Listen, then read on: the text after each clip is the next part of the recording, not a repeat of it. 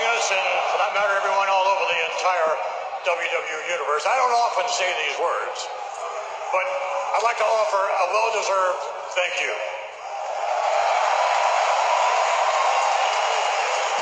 Thank you for being the most passionate fans in the entire world. And thank you for making us live up to the moniker of WWE WrestleMania being the ultimate thrill ride. Thank you. But WrestleMania was last night, and this big wheel, well, we're not lethargic around here. That big wheel keeps right on a turn. Which is why I've conferred with the representatives from both Raw and SmackDown.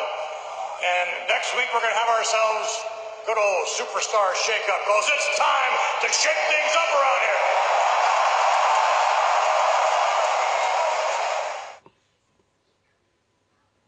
here. A good old superstar shake-up. What up, world? It's your boy, Mike B. This is, I'm pretty sure, episode 10. Yeah, episode 10 of Talking Smark podcast. We're going to talk about some wrestling, but as per usual, I am here joined with whoever wants to go first. Anybody? No? He's always first. Oh. He's having a... He's working. He's having a... He's working heel tonight. Oh, yeah. Sorry, guys. Chris went heel tonight. He's pulling a TJ Perkins. No, he's JBL. I guess that makes me Ron. Oh, eat a dick. Oh, wow. Damn. Okay, yeah. Okay, JBL. Eat a dick. Yeah. If you were on life support, I would unplug the life support to charge my iPhone. Wow. JBL's angry. Heel turn. Daddy gets angry when he drinks whiskey.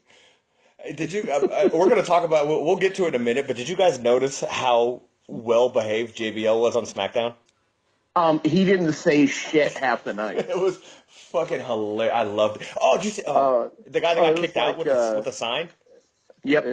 It was like that couple of weeks after Tom had his whole fiasco, where he just sat at the desk and didn't say anything. Yeah. Face fuck Tom. Yep. Good old mouth fuck Tom. Oh, Tom. Man, that blew over real quick. Like, they were stuck, and their boy Tom did him a solid and got him out of the doghouse. I'm sure that's not the way he wanted to get out of the doghouse, but... Well, I'm sure he wasn't sitting around hoping that JBL was gonna, harass Morrow to the point where he had a fucking, manic depressive episode and left the company basically. I really don't think that was something that he was thinking of. Tom may be a dick, but I don't think he's that big of a dick. Ask that girl's mouth. Huh? Yeah, because he face fucked it, or wanted to at least. Oh, allegedly. He allegedly proposed the fucking of face. Allegedly, in capital letters, because I'm broke and I'm not trying to get sued. I mean, it's not like we haven't all seen the fucking screenshots. His face in that picture, oh my. It was so funny. Y'all know that ain't nothing but Photoshop. Thank you social media for making sure that I know exactly what Seth Rollins' cock looks like. And I'll Xavier Woods. my brain on that. And Brad Maddox. Well, no, I never actually saw Xavier's Woods because he was balls deep in that shit. Oh, there it is.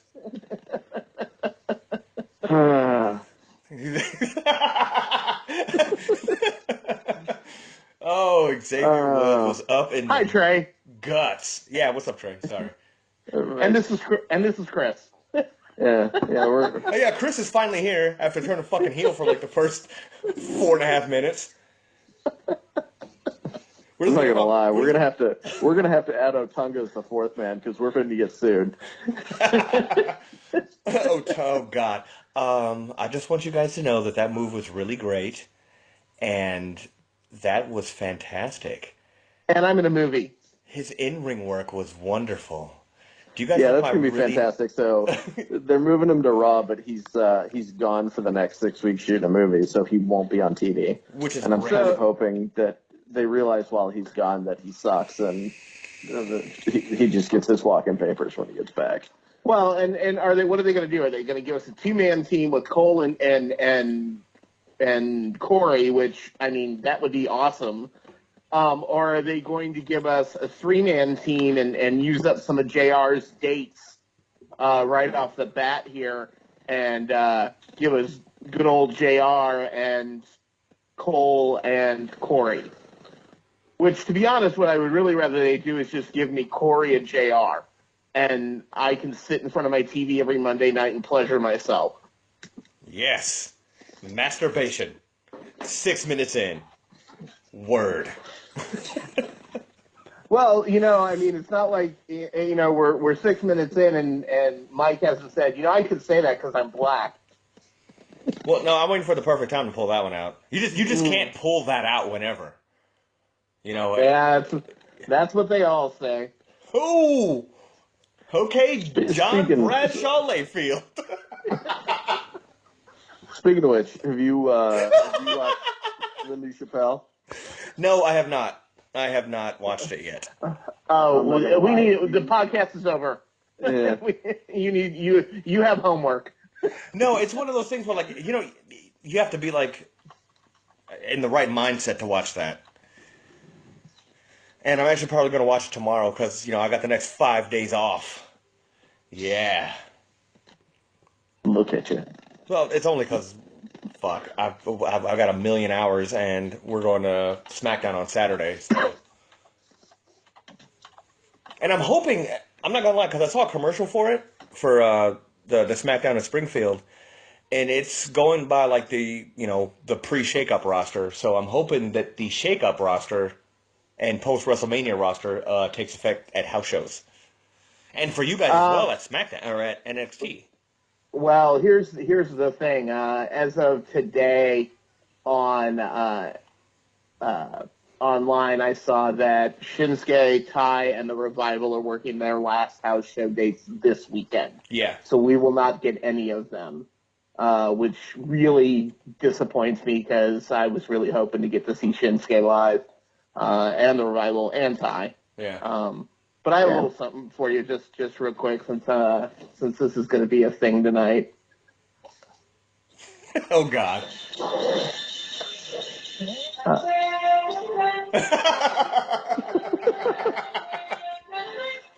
Oh, man.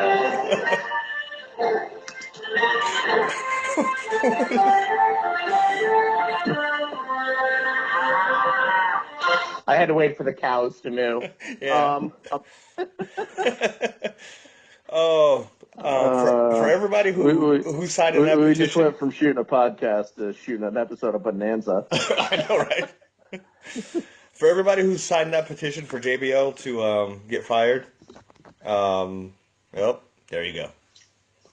Well, I mean, it's not going to do anything. The thing that I saw today, apparently, according to Meltzer, the company is currently negotiating with Morrow a settlement, basically. But one of the conditions would be that he's not allowed to talk about the JBL situation. Yeah.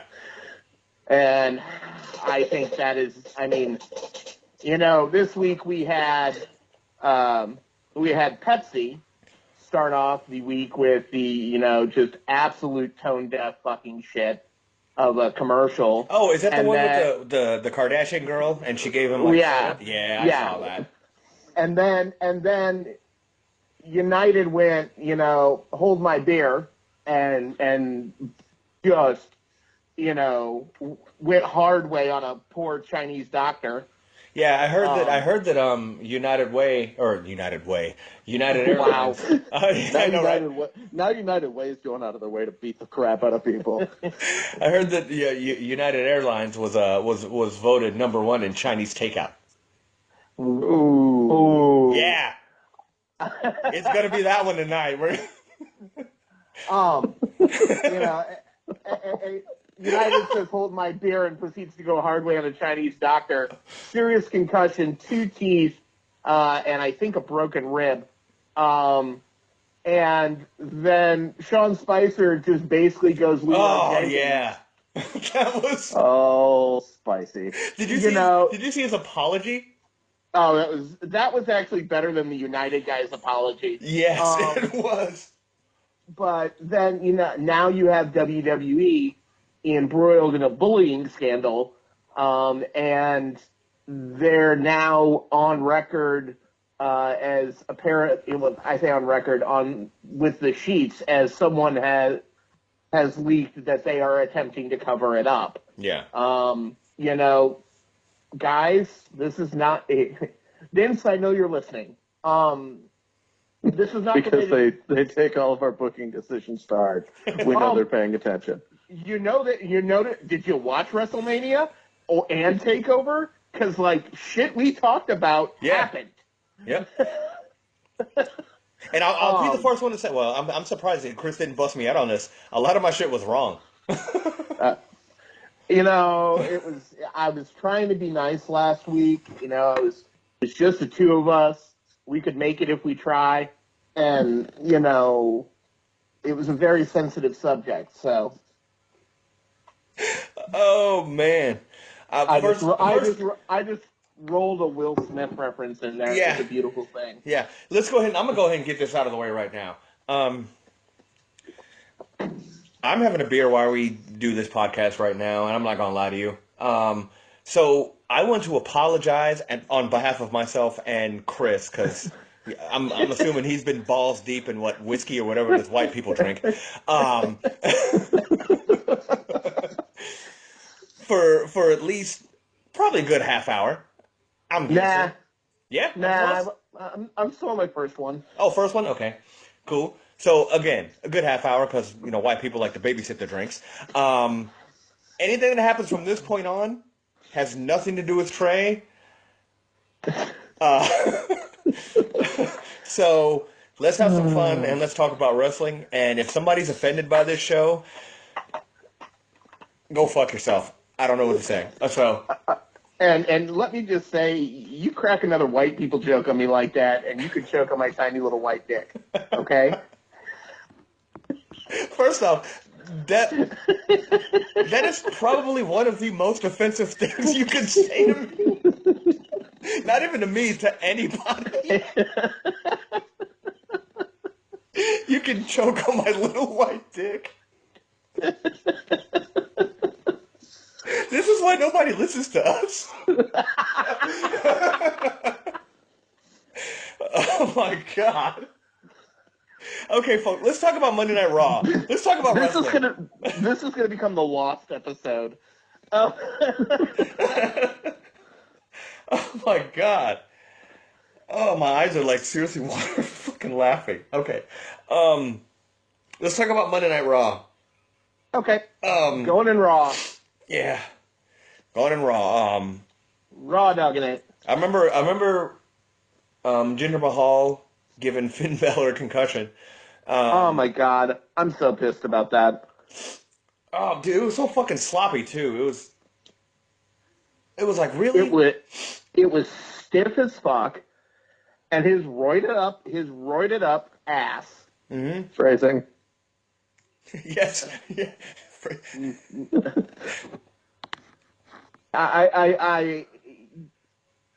I'm glad he's now on SmackDown instead, but I really hope that this isn't something that keeps Finn out of commission for a period of time, because if it is... Right now they're not talking about it, so I don't think it's going to be something that's going to keep him out for a while. Yeah, I really hope not. I mean,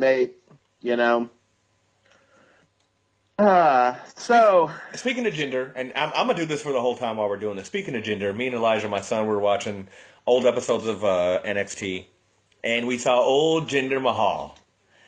And it was fantastic.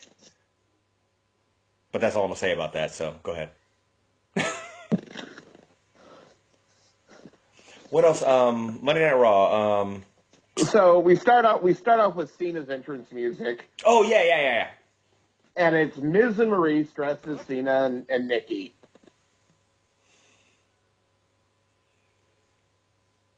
And I really hope that's the last time we see that shtick, because if it continues to be a thing, they're going to run it into the fucking ground.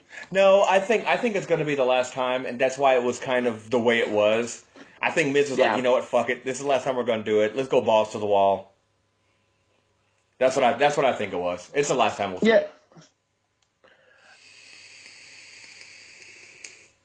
And I think the best part of that segment was Dean coming out and treating it like it was actually John and Nikki, and playing the whole not having a clue thing, and Mike trying to, like, interject and be like, yo, fuck sticks.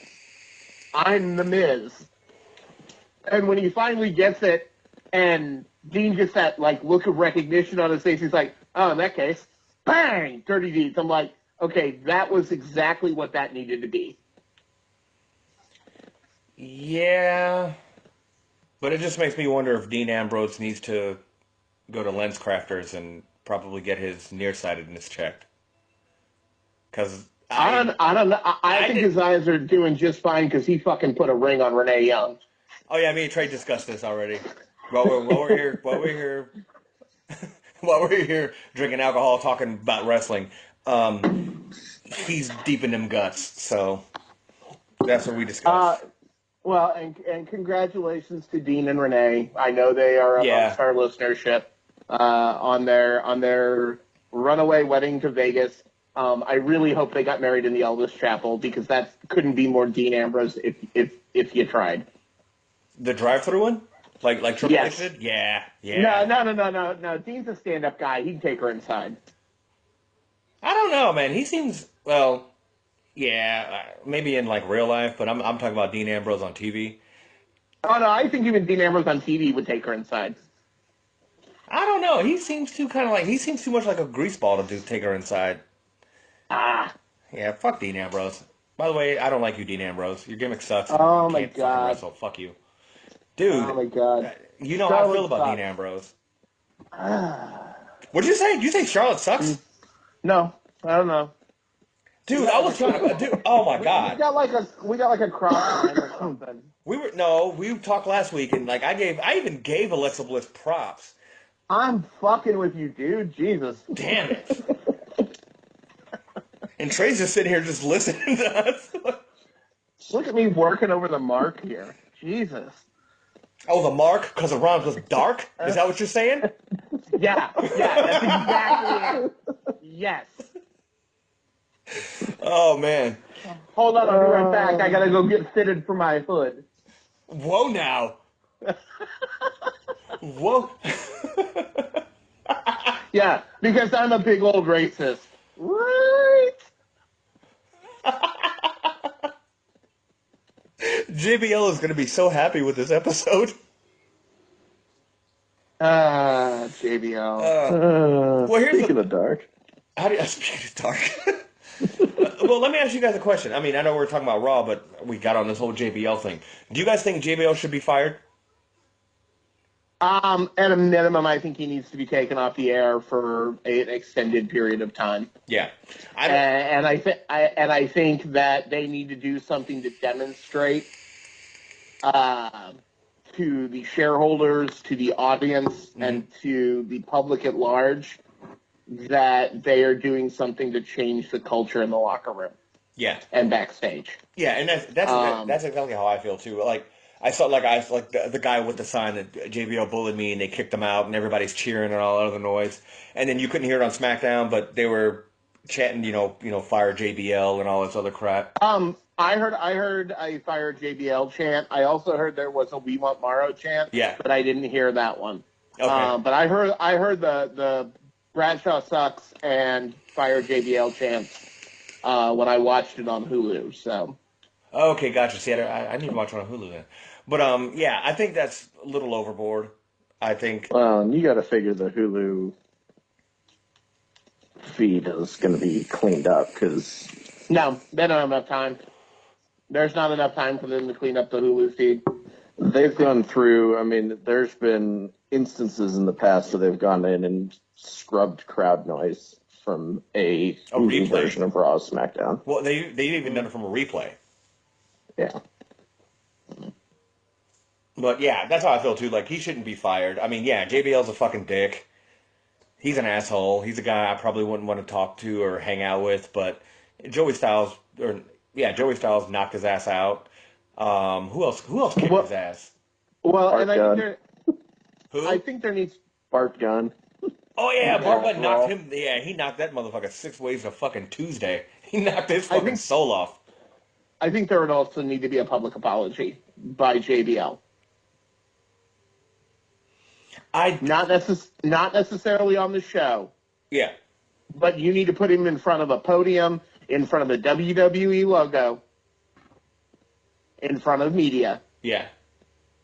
And he needs to apologize to the company, to the fans, to the shareholders, and personally tomorrow. Yeah. And if you really want to get it over, have him apologize to the other guys who have that it's been, made public about, have had things happen to them. Yeah. The other thing I would do is I would take his ass off of social media with quickness. Yeah. Because he's a loose cannon on social media. Well, and the other thing that happened that really doesn't make things look good is when he started going around blocking anybody that followed him that also followed Morrow, including people like Dave Meltzer and Brian Alvarez. Yeah. And guys who are big in the wrestling media. That's fucking horse shit, dude. And that's the kind of shit that screams, I'm guilty. Yeah. You fired fucking Bill DeMott for being an abusive asshole. And I get that JBL is Vince's boy and they are super tight. But Stephanie and Triple H are going to have to step up and lean on Vince about this. And I think I figured out today the reason why that hasn't happened yet. The reason Stephanie got written off TV. Oh, yeah, she went on vacation. They're on vacation in the fucking Caribbean right now. They're on a family vacation. Yeah. So I'm wondering if this is still a thing when they get back in the office, if something isn't done about it. Yeah. So, at a minimum, Triple H sitting JBL down and saying, look, dude, here's the deal. I'm at VP of Talent Relations, and this shit's got to stop. And of course, I'm assuming somebody had to have said something to him. Yeah, I'm going to bet it was Vince, and I'm going to bet it was along the lines of, just go out there and be as unobtrusive as possible. Don't draw attention to yourself. It'll all blow over. Yeah, pretty much. Which is horse shit. Yeah. Mainstream media is picking up the story now. Fox Sports has done a story. SI has done a story. The New York Post. Some local media in places that they frequent, like in Ohio and stuff like that, are picking up stories. It's getting out there. And we didn't even talk about the other one, which is ESPN basically stopping their whole, coverage partnership. So ESPN's not stopping their coverage. Yeah, it was strictly Coach. just Coach. Yeah, it was just Coach. Well, the thing I read is that they were scaling back their coverage, and you notice that there was no plugging of anything with ESPN this week. They didn't plug a Wednesday on ESPN, so-and-so is going to be on there. Well, none of it. And I'm pretty sure that's why they pulled the whole deal with fucking, what's his name, Rob Gronkowski. So they could still get the ESPN moment. Right. Because they're not pushing fucking Mojo Rawley. They're pushing fucking Gronk. No, actually, I'm going to tell you right now, even before the Gronk thing, they were pushing Mojo. By pushing, I mean, like, putting him on TV a little bit more. He had a couple of Talking Smack segments in which he acquitted himself very well. They were booking him into matches, putting him over. This is the kind of shit that he wasn't getting as a solo guy in NXT until he hooked up with Zach. And then he was getting, all this tag push. Until he hooked up with Zach, he had like fallen completely off the NXT TV radar as a singles guy. Yeah. So, well, the $1 million question: are you going to buy a Mojo Rawley T-shirt? Depends on the shirt. You fucking liar! No, seriously. This is what I would do. I'm a Mojo fan. Don't get me wrong. I don't know. It's not for me. Not for me. And I'm glad you like him. And the reason I say that is because I had a guy on Facebook. He posted a whole thing about how he likes the Shining Stars. Okay, well that guy's just an idiot. Well, no, listen, listen. That was my first thought, but then I thought about it, and I was like, you know what? We shut the fuck up. Listen. We as wrestling fans, whether it's us or anybody, we're all so like, yeah, this guy sucks. Yeah, he sucks. Don't like him. Nobody should like him. And the fact that he posted it, I was like, you know what, dude? I'm not going to lie. I'm not a fan of the Shining Stars. I think they suck. But like who you like. Support who you like. There's people who like Roman Reigns. There's people who like Mojo Rawley. There's people who like Dean Ambrose. There's people who like Alexa Bliss. Like who you like, and don't let anybody tell you who to like or not to like. That's my positive message. Stop! I'm trying to be positive. I'm trying to be positive. You're bitch slapping me like you came home and dinner wasn't ready. Yeah, that's how Del Rio does a page. Right? Wow. Yeah. And a left. Bye! Oh, snap! And that's how Bram did to Charlotte. But anyways, listen, what I'm saying, if you take anything like from this show and you listen tonight, like no matter what, no matter who you like, if you like the Shining Stars, if you like Jinder Mahal. Here's my thing about the Shining Stars. It's not that I dislike Primo and Epico. Because I thought the Matadores could be a lot of fun when they were booked right. Yeah. The Shining Stars gimmick sucks. Well, I'll say this too, and pretty much the same exact thing. If they could have done the whole sketchy, travel agent come by this timeshare gimmick, if they devoted that more would have time been funny to it, too. If they devoted more time to it with like backstage segments and shit like that, it could have gotten over. See, and that's the problem with the Shining Stars and Primo and Epico. Every time they do that, there's about 48% of the way through, they basically just give up on them. I did like the fact that even though they've had them working heel for the longest time, and by working heel I mean they were going against faces, they flat out turned them heel this week. And I like the fact that on SmackDown itself, they did not refer to them as the Shining Stars. They referred to them as Primo and Epico. And now, later on Talking Smack, they referred to them as the Shining Stars. But I'm really hoping that that's possibly a signal that the Shining Stars is going away and they're just going to be Primo and Epico. And I could be okay with that. Yeah. And I really liked when they did their finisher on, was it Gable? Gable took the finisher. Yeah. Yeah. When they did their finisher on Gable, it looked nice. It looked really nice. It looked nice, but it also felt like a ghetto shatter machine. Yeah, it did, but they're Puerto Rican. I'm sorry, Puerto Ricans. You guys are awesome, too. Flan is terrible, though. But, no, This podcast is over. You like flan? Yeah. Oh, dude, I can't stand it. Oh, it's so gross. It's like cake that somebody already ate. It's disgusting. Speaking of flan, the Nintendo did that direct yesterday. They were talking about, so they got that Senran Kagura game. It's like a long-running series about jiggly ninjas. Yeah. And they're using the HD Rumble on the Switch. Oh, God. To make a game. And, like, the dude's sitting there talking in Japanese, and he's talking about designing, like, HD Rumble.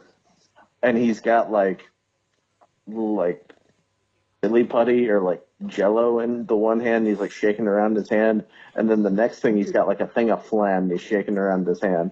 And I'm Oh like, my gosh. like, is this too serious right now?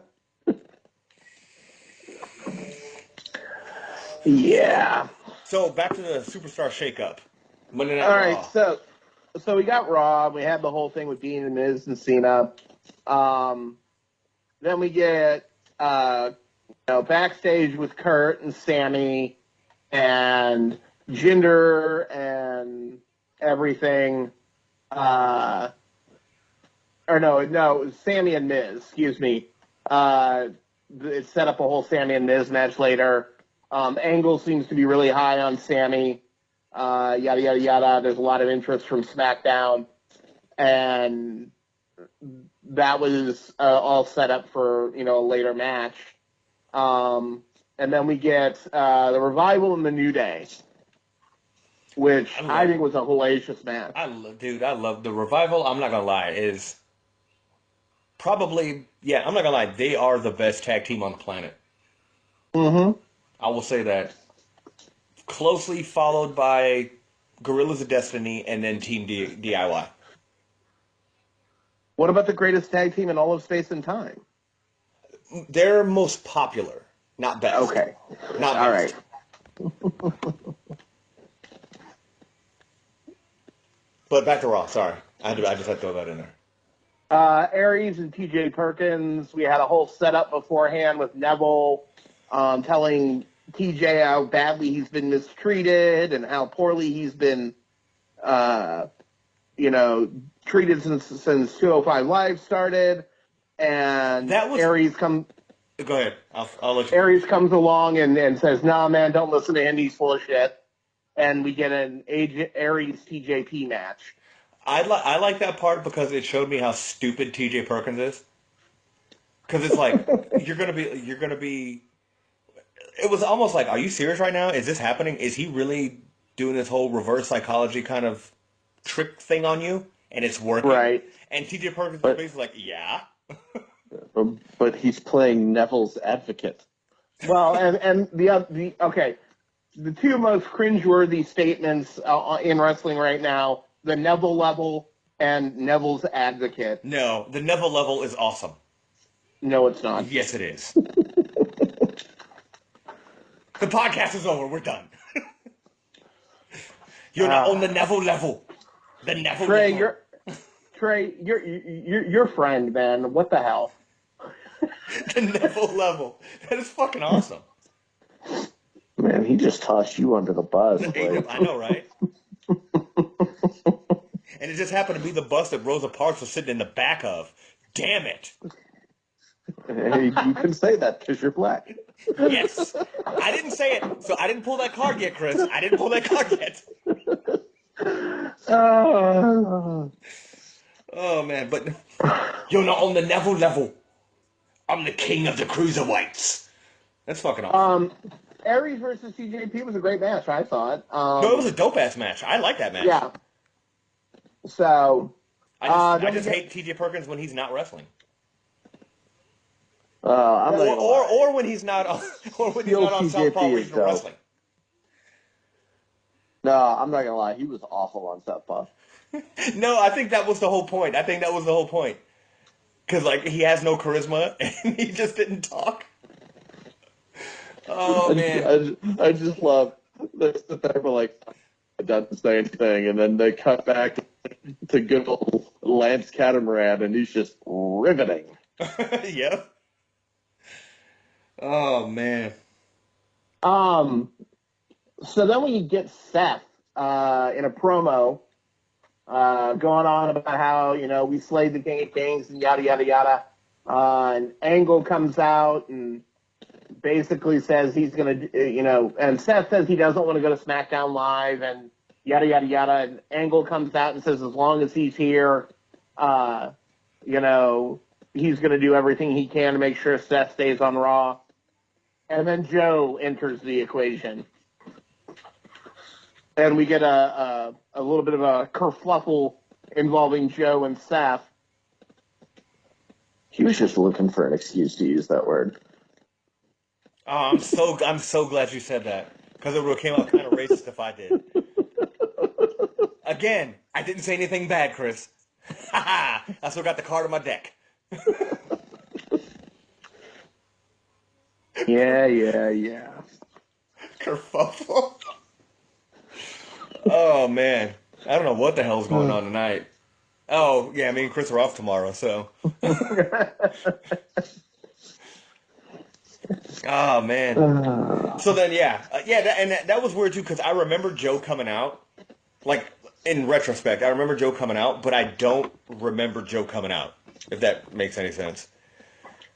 Yeah, Trey actually said something to me at work like Wednesday, or maybe it was Wednesday, and he's like, where was Joe these last 2 weeks? And I'm like, on Raw.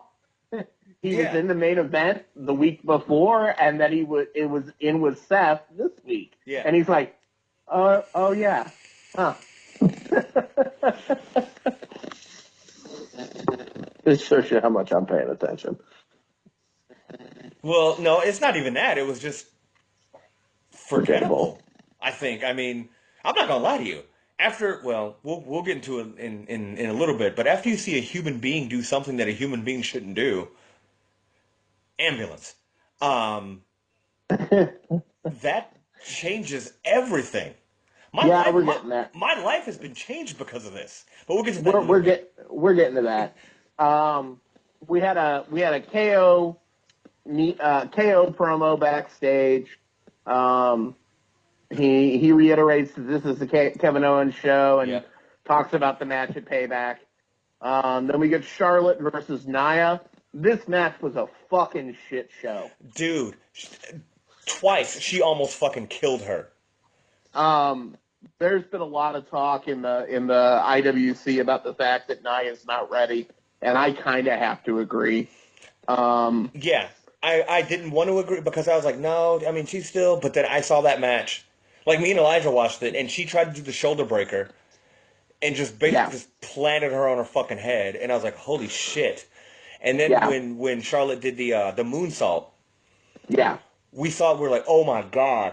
I mean, one of two ways to look at it. She's supposed to catch her. She's supposed to catch most of her body on that. But it did look cool because it looked like she just flipped and kicked her in the fucking head.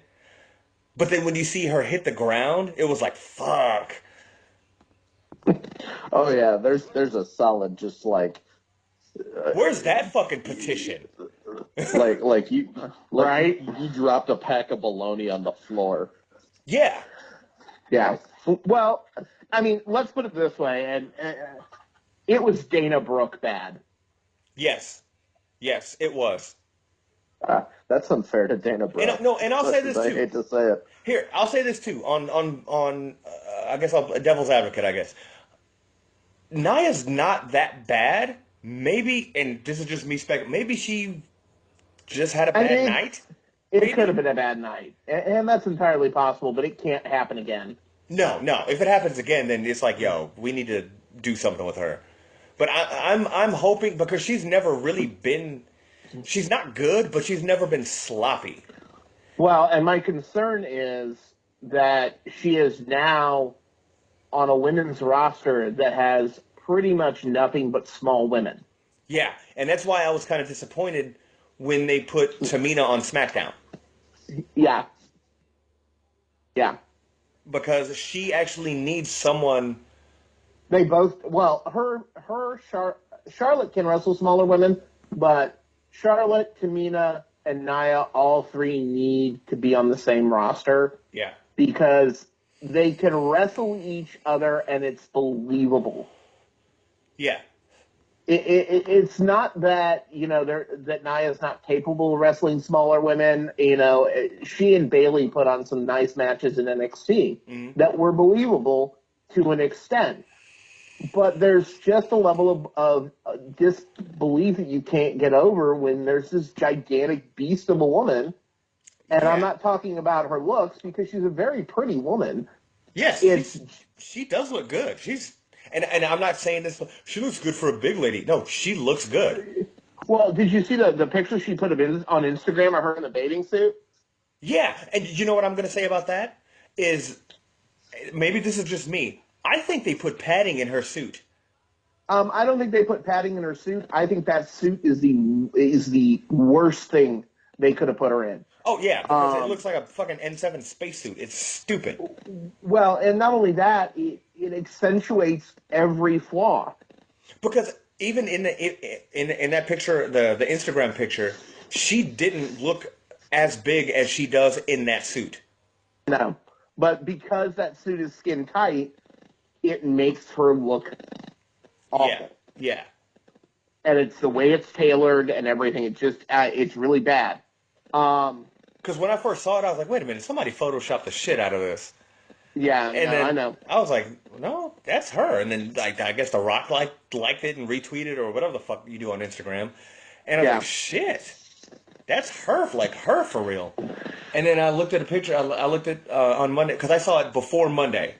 And me and Elijah were watching. I was like, Elijah, I showed him the picture, and he's like, they've got to put something in her suit. Like I don't know. Yeah. It just doesn't look. I know. She has the same face, but she doesn't look like the same like body type. And you're probably right. I don't with skin tight shit. I don't know. But yeah, no, it's a bad piece of gear. Yeah. Balor and Jinder Mahal. We all knew this was going to be something of a squash match because there's no way in hell they're putting Jinder over. And I'd like to give props to Finn for making it still kind of squashy, even after he got his fucking bell rung. Yeah. Because that hit to the head was just brutal. Yeah, it was, and I'll say it was sloppy. Because Jinder Mahal's a decent wrestler. And maybe he had a bad night. I don't know. But like you said with Nia, if that happens again, man, that's like, if it happens on SmackDown, that's fucking unacceptable. Well, and it's not like Finn's not used to getting in the ring with guys that are bigger than him. I mean, he and Joe worked a series of matches on NXT that were just brutal. Oh, yeah. And yet you weren't worried at any point that Finn was going to come to serious harm. Or even, or in New Japan with Okada or Shibata. Same thing. Yeah. Guys that are way bigger than him. And some of the other guys from Chaos. Right.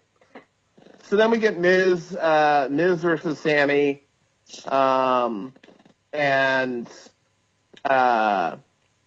pretty just generic Miz and Sammy match. Sammy gets the win. It wasn't anything to write home about. It wasn't anything terrible. Yeah. Yeah, it was there. So then we get to the thing that everybody talks about. Cole and Reigns go for a sit-down interview. And they get into the interview a little bit, and all of a sudden Strowman comes out of nowhere and attacks Roman. No, you got to set it up the right way. You got to set it up the right way. They're sitting there talking, and they're doing the interview, and Roman Reigns, he seemed really detached on Monday. It was really weird when he was talking. And because he knew his life was about to end. Yeah. And he's there, and they're talking, and there's rumbling off camera. Out of nowhere, you see Roman Reigns try to stand up as fast as he can, pull the lapel mic off, and then out of nowhere, boom, Braun Strowman comes in and just starts wrecking shop on his ass. He beats the dog shit out of him. When he picked him up wait, hold on. Was it? No, it was Monday when he had him up against the wall and he picked that big ass shipping container and slapped it up against his face. And I was like, yeah, this motherfucker's done. You know what it felt like? The whole segment from beginning to end, it felt like the Attitude Era. Yes, it did. It felt like Austin and Rock, or Austin and I can't think of somebody else that Austin had one of those big backstage brawls with. It reminded me of the Outlaws against Cactus Jack and Terry Funk. Chainsaw Charlie. Yeah. I'll tell you, like it needed JR on the call. Like, my God, there's people in there. What's so great about that? You son of a bitch! He is a son of a bitch! No, what it reminded me of, I'm not gonna lie to you, was fucking Lucha Underground. That's what it reminded me of. Yeah, I can see that. Because it was just, I told him... Except, I'm not gonna lie, ain't nobody on Lucha Underground picking up a goddamn ambulance and flipping it over. I'm not gonna lie to you. Not even Big Rick. No, Big Rick, no. How far in the Lucha Underground are you guys? Have you seen Matanza? Or whatever his name is. Matanza will pick that shit up. He'll flip that motherfucker and spin it. Yeah, I wasn't thinking about Matanza. That's a big dude. Mil Muertes probably could do it too. He's a big dude. Yeah, that's my dude. Oh man, Mil Muertes. But no, yeah, you're right. Yeah, Mil Muertes could do it. But Matanza would do it with like one arm while he's eating like a chicken fried steak. I don't know. But no. Ooh, chicken fried steak. He eats souls. Yeah, he eats souls. Ooh, chicken fried steak. Damn. Isn't chicken fried steak fucking great? Oh man, now I want chicken fried steak. You guys Dude, suck. I was at Walmart. We'll get back to wrestling in a minute. I was at Walmart earlier, and they have fucking microwave chicken fried steak like in a box with like a bag of gravy. Dude, no, stop. It's surprisingly good. Wow. I took a chance on it, and I was like, you know what? This is probably going to taste like ass. No, it's fucking great. My wife's out of town and my kid's asleep. It's not like I can go to Walmart tonight. God damn it. Yeah, it was good. Well, ladies and gentlemen, if you're just joining us, welcome to the Chicken Fried Steak Podcast, the only chicken fried steak podcast on the internet that we know of. Ooh, crispy. Ooh, tangy. But no, back to Roman Reigns' live murder on TV. I want KFC. I really KFC. Oh, dude! Speaking of KFC, and by KFC, I just mean the FC, as in fried chicken. I bought one of those fucking air fryers, dude. Oh, word? Dude, that air fryer is the fucking shit. Yeah, that's what I've been hearing. No oil, no nothing, dude. You just fucking bread that shit, throw that shit in there. You can only do like, I'm not gonna front, like I got the regular size one, so I can do like 4 like chicken legs at once. But it only takes like 8 minutes. That shit's fucking banging. The first couple times I was pretty fucked up because I didn't know what I was doing. But Vas's air fryer.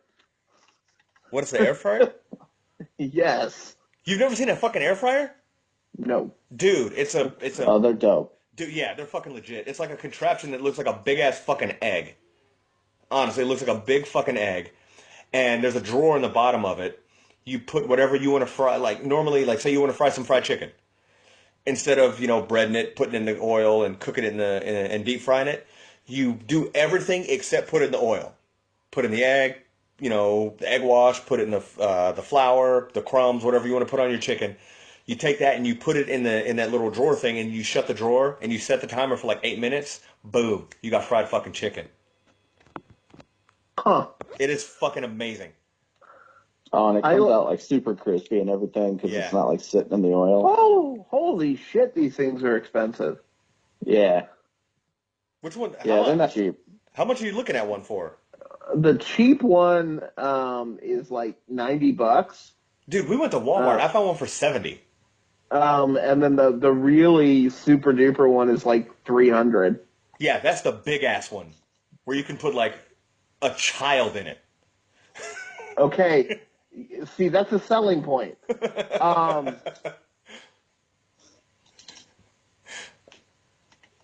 I have extra cats, so.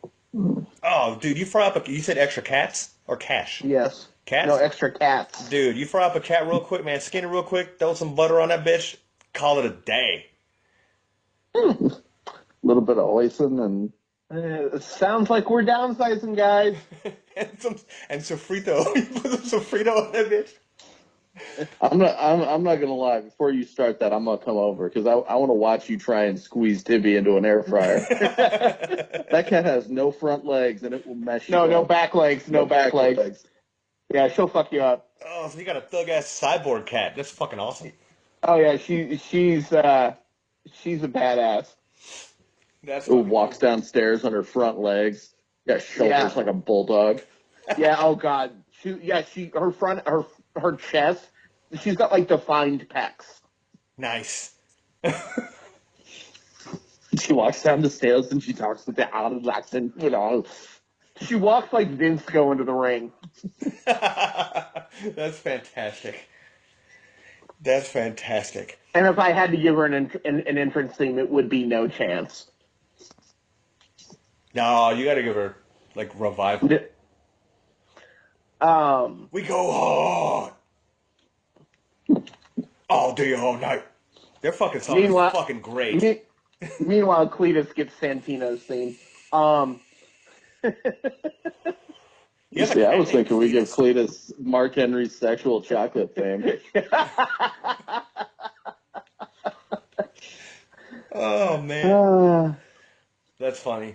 So okay, back to the murder of Roman Reigns. Oh my god, He's dead. He's dead. Yeah, he's And dead. the long and the short of it, big fucking beating. He gets, the EMTs come in, strap into a gurney. And this part's my favorite part, because you think it's done and over, and then out of nowhere you just hear Roman, "I'm not done with you," and he just starts beating the shit out of him again. Well, and then he throws the gurney with Roman strapped to it off like a loading dock. Yeah. And like it was like that time that Kane did it to Zach in the wheelchair. Except Zach wasn't strapped down, so like Zach got clear, and it wasn't that big of a deal. But Roman was like strapped to it, so it flips up, and he drops like 6 feet and falls face first with this gurney on top of him. And then after that, the greatest thing that I've ever seen in professional wrestling in my entire black life, Braun Strowman proceeded to deadlift a fucking ambulance. Now, let me say something about that. That was fucking awesome. As someone who has seen an ambulance upended... Here we go now. In person. Here we go. Let's suck all the wind out of the sails, Chris. Go ahead. I'm just saying it doesn't take that many people to do it, because those things are top-heavy as fuck. Oh, okay. I thought you were going to give us, like, scientific facts and, like, ruin it for me. No, because I saw like five dudes do it in a riot in Colombia when I went to college up there. Okay. And it doesn't take that many people to do it. And the people that I was watching do it were drunk as fuck. Oh, so. But you know what I was hoping, and this is what I was really hoping the way the whole segment was going to end, because after he flipped it over on its side. Mm-hmm. Then the EMTs get him back out, and they put him in that really small one. In the spare ambulance they just happened to have there. I was hoping that, like, when they drove off, that Braun was going to grab it by the bumper, and it wasn't going to fucking move. And then he was going to flip that shit end over end. Or, like, Undertaker style, they were going to close the doors and tap on the back. And you see Braun look back from the driver's seat. Yeah, I was thinking, that too. Actually, I'm not gonna lie, your idea would have been better. I'll give you on that one. That would have been way better. But anyway, so then we come back. Roman? We come back. Oh, and the crowd gave us a "Thank you, Strowman" chant in the middle of this. So you deserve it. You deserve it from the ass whooping. Yep. And then the "Hey Goodbye" song, and but I'll tell you this: the announcers attempt to sell the shit out of it. But when Braun Strowman was done and he was walking towards the camera, that was the most, other than like Stone Cold's badass walk, that was fucking badass. It was metal as fuck. That was so fucking thug. I was like, God, this motherfucker is fucking gangster right now. So then we get Shining Stars and Anderson and Gallows versus Hardys and Sheamus and Cesaro. It was a chaotic tag match. The Hardys were awesome, and yada yada yada. Yeah, it was a clusterfuck for me though. It was a clusterfuck. It was. Then we have Emma backstage trying to order Dana around, and Dana's like, "Bitch, you don't know me." Oh yeah, she's reading that book, And How to Be Your Own Apprentice or Your Own yeah, Protege or something. yeah, and That was so dumb. yeah, it really was. Because Um, even in context, it made no sense. Because this is the first time they actually talked since since Emma got hurt. So, and she's like, come yeah. on. And Dana's like, bitch, what? She should have like went off on her. Like, bitch, you don't know me like that. We ain't cool no more. Yeah. And then we get to see Bailey backstage heading through the ring. Sasha comes out. She introduces Bailey. Bailey does a little bit of a promo, and Sasha's like, "That moment's over now. I'm gonna want that belt now that you're holding there." And as she's trying to say that, Alexa's music hits, and there was much rejoicing. In your pants? Yeah, we know. Well, even in the crowd. And by crowd, he means his pants. You know. No, it was cool. It was cool. And then what's her name came out? Was it Mickey James? And then he ruined it with Mickey James. Yeah, kind of. Mickey James isn't really that great. And did Nia come out and like fucking lay her ass out? Yeah, Nia came out and killed everybody. Yeah, well, yeah, and I was really happy. Well, no, except Alexa. She didn't get Alexa. Okay. She got Nikki, Sasha, and Bailey. And I can't say that I noticed her getting Sasha and Bailey because I was too busy rejoicing at her just destroying Mickey James. Yeah, and it was crazy because like when I saw her hit her, it reminded me of when Braun hit Roman a couple weeks ago. Yeah. And then we get the Ambrose Owens main event, and it ends up Dean winning clean with Dirty Deeds, and then here comes Jericho. He gives a code breaker to Owens, and we end the night. Yeah. Wait, no, we forgot something. What? After the Finn Balor and Jinder Mahal match, Bray Wyatt. Oh yeah, Bray. Yeah. Hey Finn, I'm coming for you, man. Yeah, man. I don't understand why they went through all the trouble of building up the Wyatt family again to just put Bray on SmackDown and Harper and Rowan on SmackDown. Put Bray on Raw. I mean, it's like they don't get the gimmick. Well, and this is what I'm gonna say about the Bray Wyatt gimmick, because like I said, when me and Elijah we went back and we started watching the NXT stuff, and I was trying to explain to him like the birth of the Bray Wyatt gimmick as far as like Waylon Mercy and Travis Bickle. Is it Bickle? Yeah, from the De Niro movie. Cape Fear. Thank you. And I was trying to explain that to him, and hearing Bray Wyatt on NXT, and even in his first like year and a half on the main roster, they just pulled a 180. Like now he's got powers, and he can teleport, and it's like watching NXT and seeing him how he was. I honestly don't like the Bray Wyatt gimmick now. I think it's fucking terrible. Now, what I will say is, in the run on SmackDown, he was getting back to the really good promos. Yeah. And then we're going to put him on Raw, and it's going to get all just ridiculous again. So we'll see what happens. And that's what I'm scared. I'm scared they're going to do that. I'm scared they're going to do the same thing with Finn Balor. Because I want them to treat when he puts the Demon King stuff on, I want him to treat that as, you know what? Shit's serious. This motherfucker's not playing. I think. Go ahead. And I think that's what they're teasing with the Bray Finn thing. Uh-huh. Is I think that's what we're building to is to Finn putting the demon makeup on and doing a pay-per-view match with Bray, not at Payback, but the one after that. Yeah.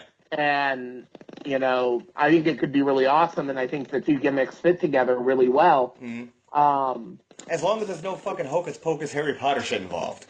Well, but the other thing I think is interesting is they've kind of played Finn off as this aloof, almost heel thing these first 2 weeks that he's been back, and I'm wondering, I've been speculating that maybe they're gonna try and do something with, him and Gallows and Anderson.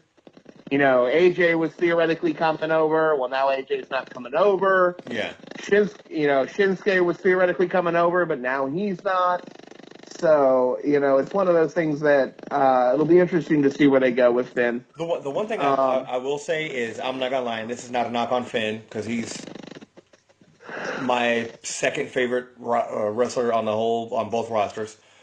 I wish that when he would do the Demon King gimmick with the makeup and the paint, excuse me, with the makeup and the paint and stuff, I almost wish he had a different moveset. I wish he would have like a slightly different style of wrestling. Or use a different finisher or something. Yeah. So SmackDown. We start off with KO. Who, in between Monday and Tuesday night, got some hairstyling done. Yeah, got that beard cleaned up. Yeah, that was weird. I liked it. I liked the suit and everything. And I'm really digging the Face of America gimmick. Yes. I think that is going to be amazing. Yeah, that is fucking awesome. And, channeling Rick Rude and calling the fans morons and all this. And it actually had a... I didn't buy that as Rick Rude. I feel like that was a callback to heel Brett. I was just getting ready to say that it really felt like it was a combination of Rude and heel Brett when he was doing the whole Canada's better than America thing.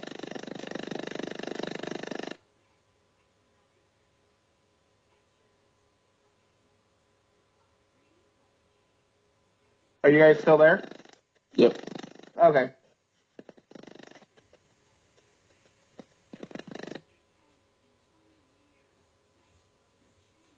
Mike? Yeah, I'm here. Okay. Had to get up and get another beer. Nah, I just had to go use the bathroom real quick. So then we get, the typical 4 different people in the ring thing. We get Corbin, who comes out and tries to step to Kevin, and that's just going to be ridiculous.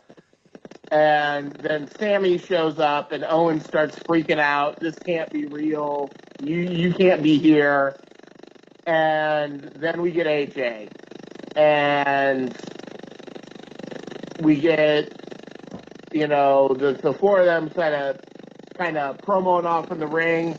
And here comes Daniel, and Daniel's like, KO's still going to defend the U.S. title against Jericho, and the match will officially become a member of SmackDown Live. And then until then, the title won't be defended on the blue side. But we're going to set up a number 1 contenders match tonight.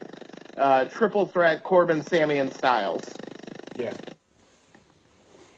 So, that was exciting.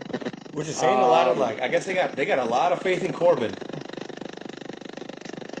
They've been pushing the shit out of him, and in ring, I understand the faith, but dear God, his promo game needs work. Oh, yeah. He's like one of those... Where's he from? Like Westchester? He's like one of those Westchester, douchebags. And I get that. It's He's fine. From Kansas City. He's from Kansas City? Yeah. I thought he was from, oh my God. No, he's a KC boy. Believe really? me, my wife's from KC and doesn't let me forget it every time that he gets introduced as being from KC. See, because I remember, man, I don't know what I saw it on. Him and Bam Margera, and he was friends with Ryan Dunn. I could have swore he was... Hold up. Maybe I could be wrong. I mean, he's billed from Kansas City. I don't know where he's actually from, but Because apparently, like him, Bam Margera, and a couple other guys from that whole Westchester crew when Ryan Dunn died, apparently they all have like the same tattoo or some shit. yeah, he was born in Lenexa, Kansas. Huh. which is right outside Kansas City. He went to Northwest Missouri State, and was trained by Perry Saturn and Norman Smiley and the PC. Huh. Then how the fuck did he hook up with those guys? Because it was on, I don't know if it was on 24 or the Breaking Ground or what was it? Not sure. There was a Breaking Ground. It was either that one or the tattoo one. Yeah, he's got tattoos memorializing Ryan Dunn and Zachary Hartwell, who died in a car crash. Okay. So, I mean, I guess we're both he's boys with them, but. Well, and you got to figure, I mean, he played professional football, sort of, and then, did boxing. So, I mean, he hung around with pro athletes a lot. And he's a big metalhead, so it's entirely possible he met them through some of that stuff. Yeah. All right, so then we get Rowan and Orton, which just felt thrown together. Oh God, and I hate, and I really, it pains me to say this. I'm done with Randy Orton right now. Yeah, putting the title on him was a big mistake. It was so dumb. Like, I want this whole stupid, you gonna fight me in the House of Horrors, baby Randy Orton, you gonna fight me there. It's so stupid. I want that match to be done so that we can have Randy move into a program with somebody on SmackDown and get the title on someone else. Yeah. So I need it to be AJ. The rumor today is that he's going to work a program with Corbin after the stuff with Bray is done. And that was based on the fact that Corbin is essentially your top heel until KO is done with the U.S. title stuff. Right. Because they turned AJ face-ish. Yeah. And my whole thing is, too, with that, like, maybe it's just me, but Baron Corbin, in the ring, he's decent, but, like, dude, he's so fucking boring. He's boring as shit.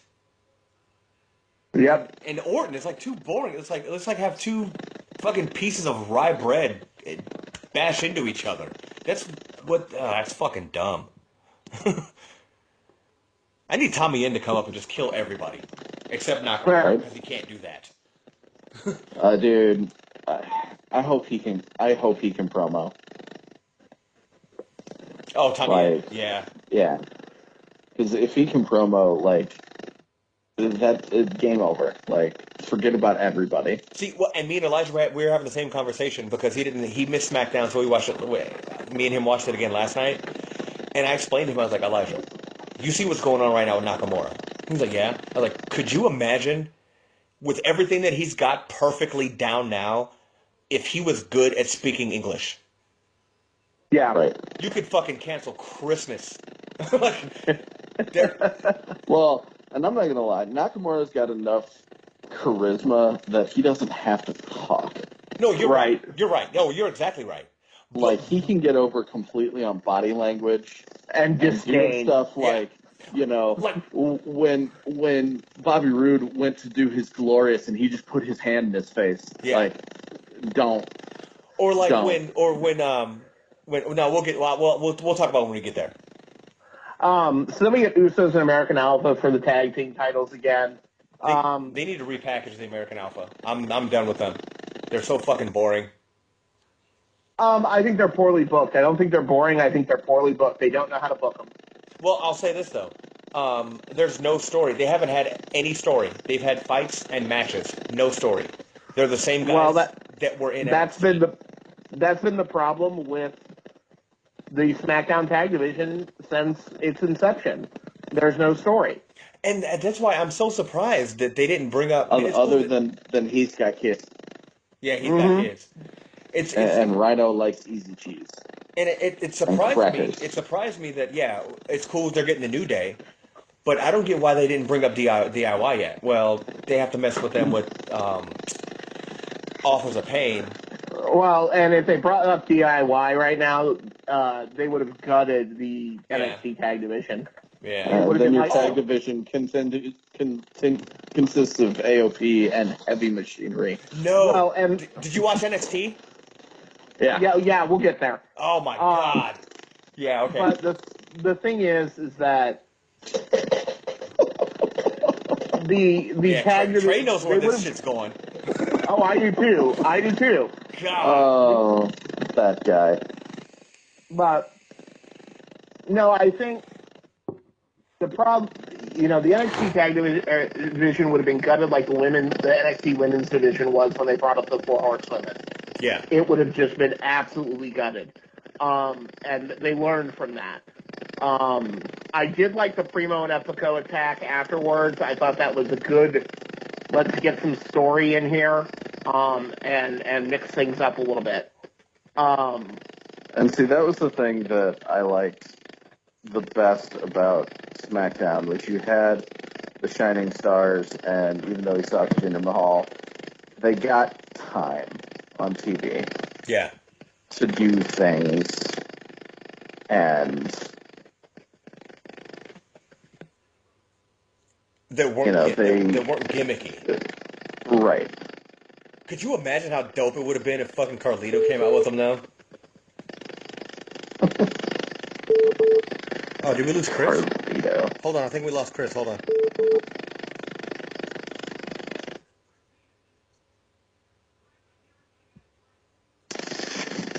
Sorry, guys. Chris? Yeah, I'm here. Okay. But yeah, where were we? Shining Stars. Trey? Yeah. Okay. All right. Well, yeah, we were at what? Shining Stars. Yeah, no, I just like, they had some of these lower card guys that got a chance to shine. Yeah. Well, what I was saying was, I was thinking, like, how cool would it have been if, like, Carlito came out with them? And then that would have been dope. And then, like, with the New Day, you've got, the three of them, and then you've got Carlito, Epico, and Primo. Basically the heels, and they have, like, a little... That would have been dope. Man, that would have been dope. So, after that, we had, Mojo and Jinder. Oh, gee, yeah, damn it. Yeah. And then somebody made the mistake and got Gronkowski in my wrestling again. Oh, you want to throw your beer in my face? I'm going to throw my beer in your face. That was dumb. Yep. I think it's all for, like, SportsCenter shit. That's all they're doing that shit for.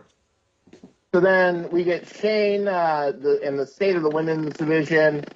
He brings out all the remaining women's division: Naomi, Carmella, Becky, Natalya. Ellsworth takes the mic away from Shane, which was stupid. And then we get an introduction. A big hog. And everybody thinks it's going to be Charlotte, and it's Tamina, which was a nice swerve. Yeah, that's what I told that to Elijah. We were watching it. And I was like, wait a second. This doesn't seem big enough. I was like, I bet it's Tamina. And then she walks her angry ass out. And then the crowd is all, we want Sasha because Boston. And we get Charlotte. And no, you just can't glaze over that. How dare you glaze over that? And then we get Charlotte. No. And at that point, the Queen shows up on SmackDown. Charlotte. And her Tron says harlot. Yeah. That is unfortunate. And so then we also find out that Sin Cara and Rusev are coming over. And Lana. Well, Lana gets revealed later. Yeah. Just At Logan Airport. Wow. Yeah, I know, right? And then we have the Vaudevillains music and Aiden English in the ring by himself. Which was awesome. He begins to sing. And at that point, we get... Well, remember, that was his old gimmick. Oh, I know. Yeah. And so then Ty comes out, and Ty takes care of business. And at this point, we also have to discuss that it came out today that the reason Simon Gotch got released is because last week at TV, he lost his shit in catering again. Yeah. I don't... Just like that guy. And so, he's the one that's married to Guerrero's kid, right? No, Aiden is. It's Aiden? Okay. Yeah. So then we get a vignette about Lana, who's apparently now taking over Fandango's old gimmick. See, I was thinking they were giving her the gimmick that they wanted to give Emma. No, it felt more like Fandango. I mean, I definitely think that she's getting the... Because they've been pushing to try and get a Sable-esque gimmick on TV. And I think that's where they're trying to go with her. See, and that's the thing, dude. They don't need that. They don't need that because, I'm not gonna lie, once Asuka and Ember Moon, come up to the main roster, everyone except, honestly, Alexa Bliss, Becky, and Charlotte are dead. They're dead. Yeah. There's gonna be three people in the women's division on both fucking rosters.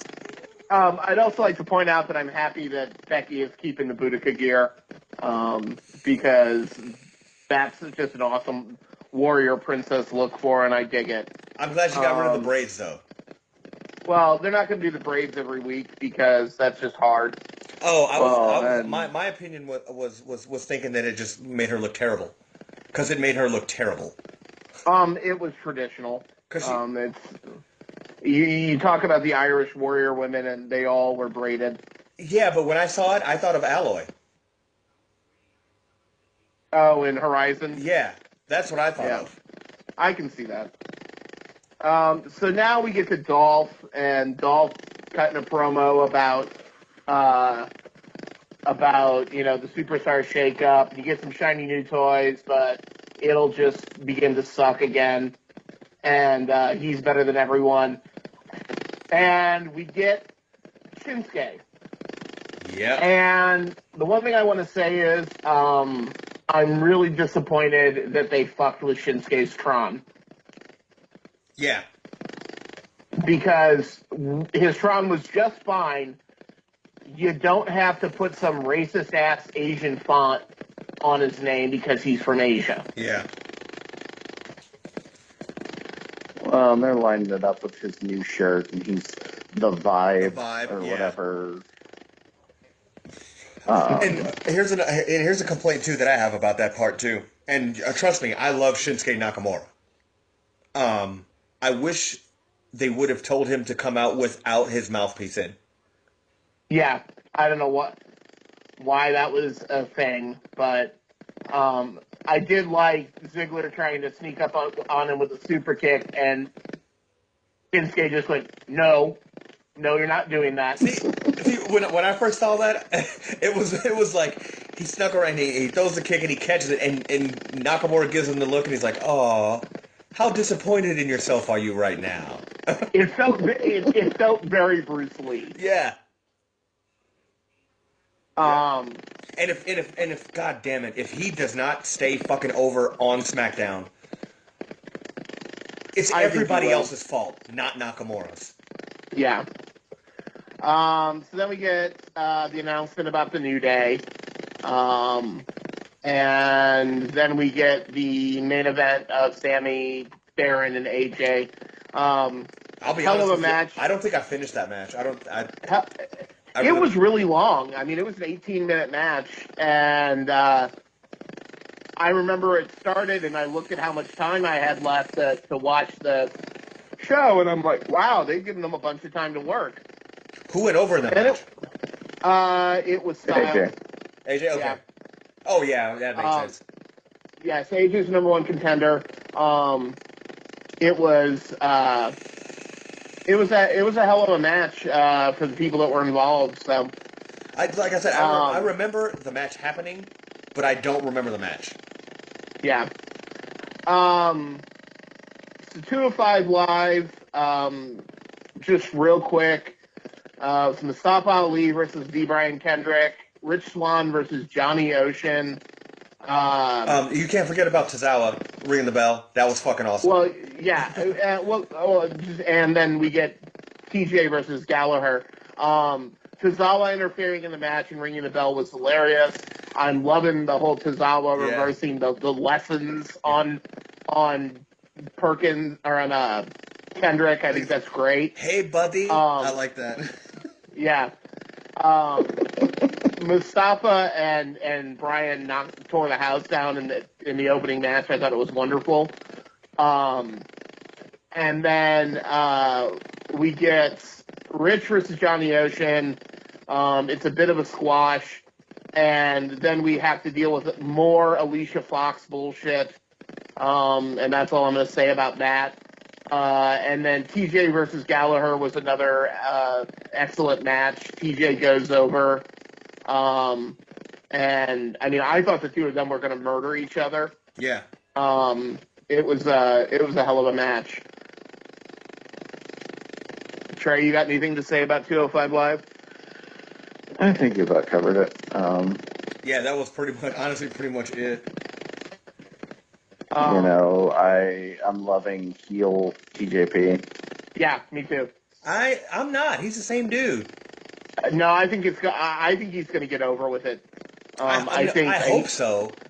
But it's still like that weird, like, I don't know. Like, did you see his new shirt? No. It's like an old like school like 8-bit Nintendo cover of him dabbing. Yeah. And like, I want to fight that dude. I don't like him. I'm not gonna lie. I liked the Aries promo on him about I don't trust the taste of a man who dabs in 2017. Yeah. Right. Exactly. I also loved the end of the Aries promo, which was, and now I'm going to go eat my banana.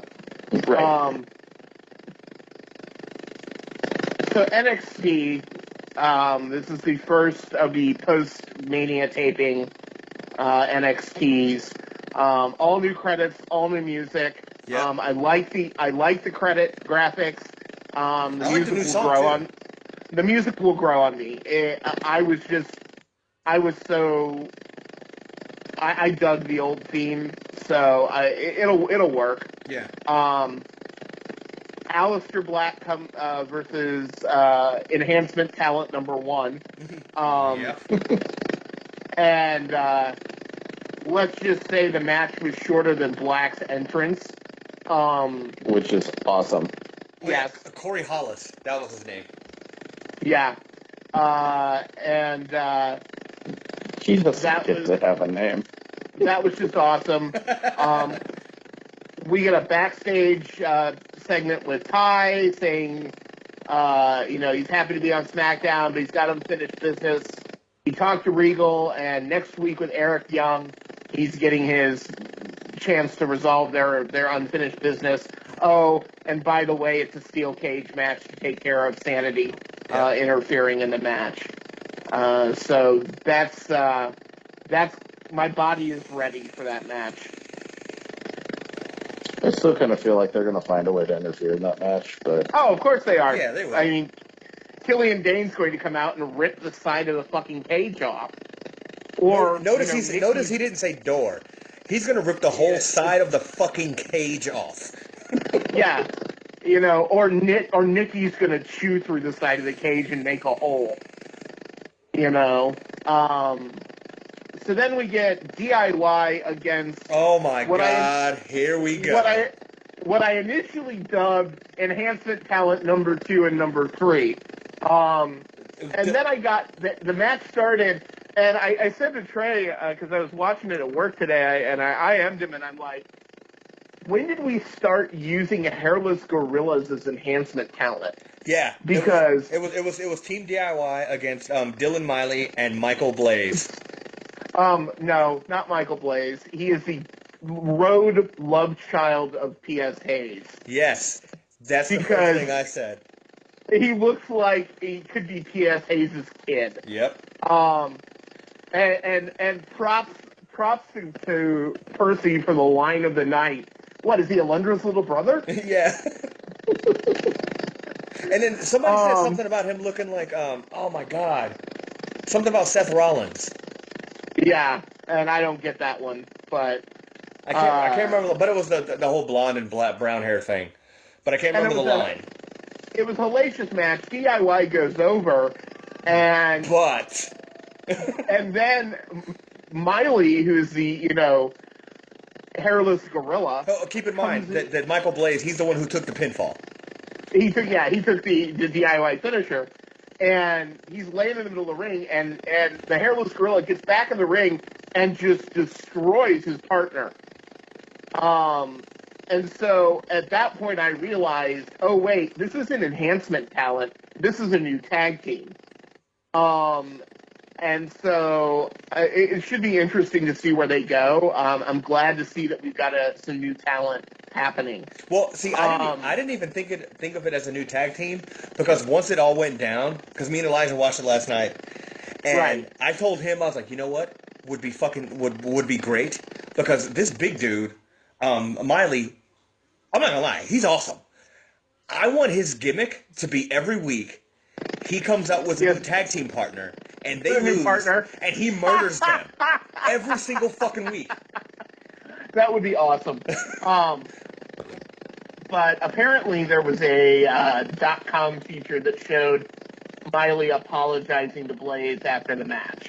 Damn it. I don't know what that's about. But it was funny too, because he's like, "Oh, sorry, buddy.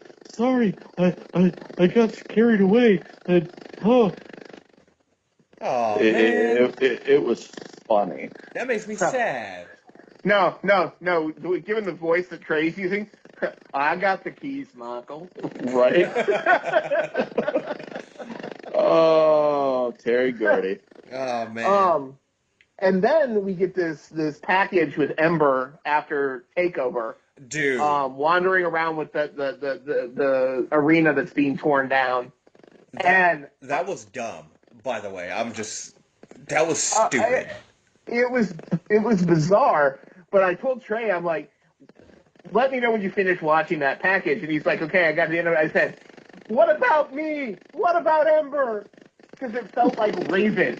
Well, see, and that's weird. That's what's, oh my God, this is why I like wrestling, because you got that. What I got out of it was, when me and Elijah were watching it, I was like, you know what? This is really dumb. Because she lost, so honestly, get the fuck over it. But the way they shot the video, the way it was produced and everything, it almost, if you didn't know what was going on, you would have sworn to God that, like, before the match or during the match, she got, like, legit injured. Right. That's what I got out of it. And I was like, oh, if she would have gotten hurt, this would have the impact that they are praying that it has. Right. So then we get a promo from Ruby Riott, and pretty stock standard. She's not happy with Sanity, but she's there to be the champ. Yeah. And that road starts tonight. Not gonna lie, I kind of am digging Ruby Riott for a totally she's kind of a hardcore chick, and I dig that. But we get her with Kimberly Frankly, who is, worked the indies as Kimberly. Which is funny because they pronounced her name like 3 different ways that night. Yeah. And that was a hellacious match. Both of them got in some really nice work. Yeah. And it didn't feel like a squash match to me. But as the match starts to get going, Nikki starts slamming the barricade from the outside and just sits there and like fucking has like a stare down with Ruby while Ruby's working the match. Yeah. Felt good to me. Oh man, I'm not gonna lie, man. Ruby Riot's dope, but I'm not gonna lie. I hope Nikki. I hope she beats her fucking ass. And then the backstage package with Billy Kay and Peyton was choice. Wait a minute. It was hilarious. Before you go any further, did you guys see NXT last week? Yes. Did you notice how bad Nigel McGuinness wants to fuck the both of them? Oh, God, yeah. God. He wants to fuck the shit out of them. And if he's not doing it already, dear God, Nigel, what are you waiting for?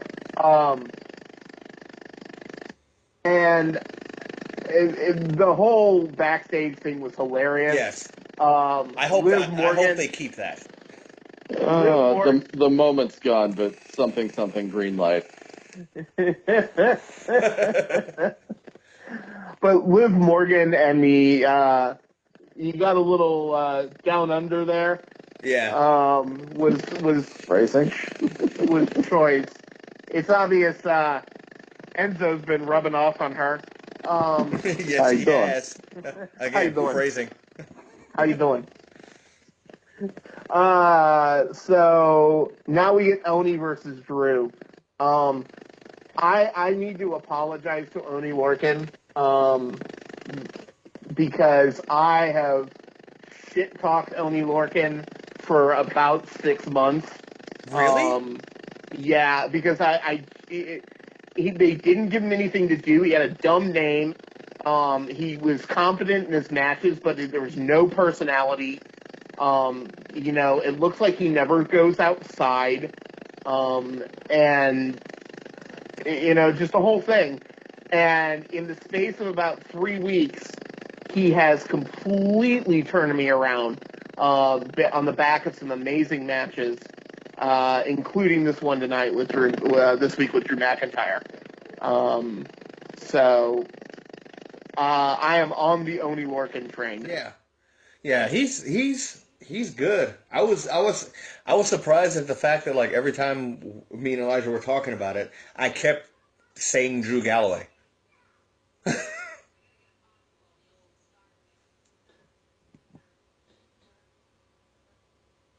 Yeah, I can see that being a problem. Yeah, it was just like Drew McIntyre. And it's so crazy, like going back, and I showed him the couple of NXTs from back in the day, and he was like, "Yeah, that's Drew McIntyre, all clean face." And honestly, if you look at Drew McIntyre during his first run, he looks like Big Cass. Right. Like exactly like Big Cass. And then we saw Cassius Ohno. So I had to give him the whole backstory on Cassius Ohno, Chris Hero, and all this stuff, and like how he looks all sloppy now with his little sister's basketball jerseys on. Oh my God! Yeah, I'm not gonna lie. Mayonnaise in a that tube with the sock. takeover set. The takeover set was all right. Yeah, it was. Although he was rocking a Kings-inspired jersey in Orlando, which seemed like a poor choice. Like yeah, he's trying to get because he has an Orlando Magic when I saw it. Yeah. Yeah. And then NXT had to get me all up in my feelings. Shinsuke comes out to say goodbye. Mm-hmm. And I was doing okay until the camera comes around and the fucking locker room's on the stage. And, and he talks about NXT as my home. And I'm like, oh, you're killing me, brother.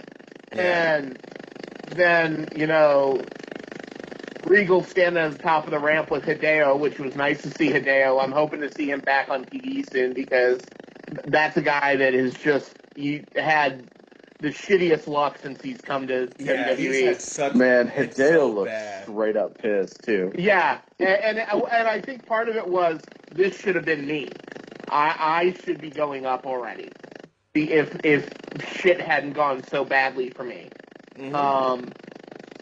And did you see Asuka on stage? Yeah. God. The other thing that got to me, was when he walked up the ramp and he bowed to Regal. Yeah. And I'm like, oh, you're killing me. And then Finn comes out of the crowd, and I'm like, yep. I'm like, oh, why are you guys doing this to me? I'm watching this at work, damn it. And I think that was a shoot. I don't think. I don't think he knew he was there. I think it was a complete surprise. Yeah. And that was really fucking cool. That was really cool. Yeah. So, the end of the Shinsuke Nakamura era in NXT, and, just in time for them to finally bring NXT to us. It'll be interesting. Well, it doesn't matter, dude, because I'm going to SmackDown on Saturday, and I'm not going to fucking see Nakamura either. Well, and it'll be interesting to see who becomes the new face of NXT. It was Sammy, it was Finn. Who do you think it'll be? Who do you think? Or no, not who do you think it would be? Who would you like it to be? It's hard to say right now. Because there isn't really a big. I mean, with them taking Ty up, there isn't a real strong face there, like a top guy face. Unless Drew is going to work face, but I don't get that feeling. And Drew's always been more comfortable working heel, from what I could tell. Yeah.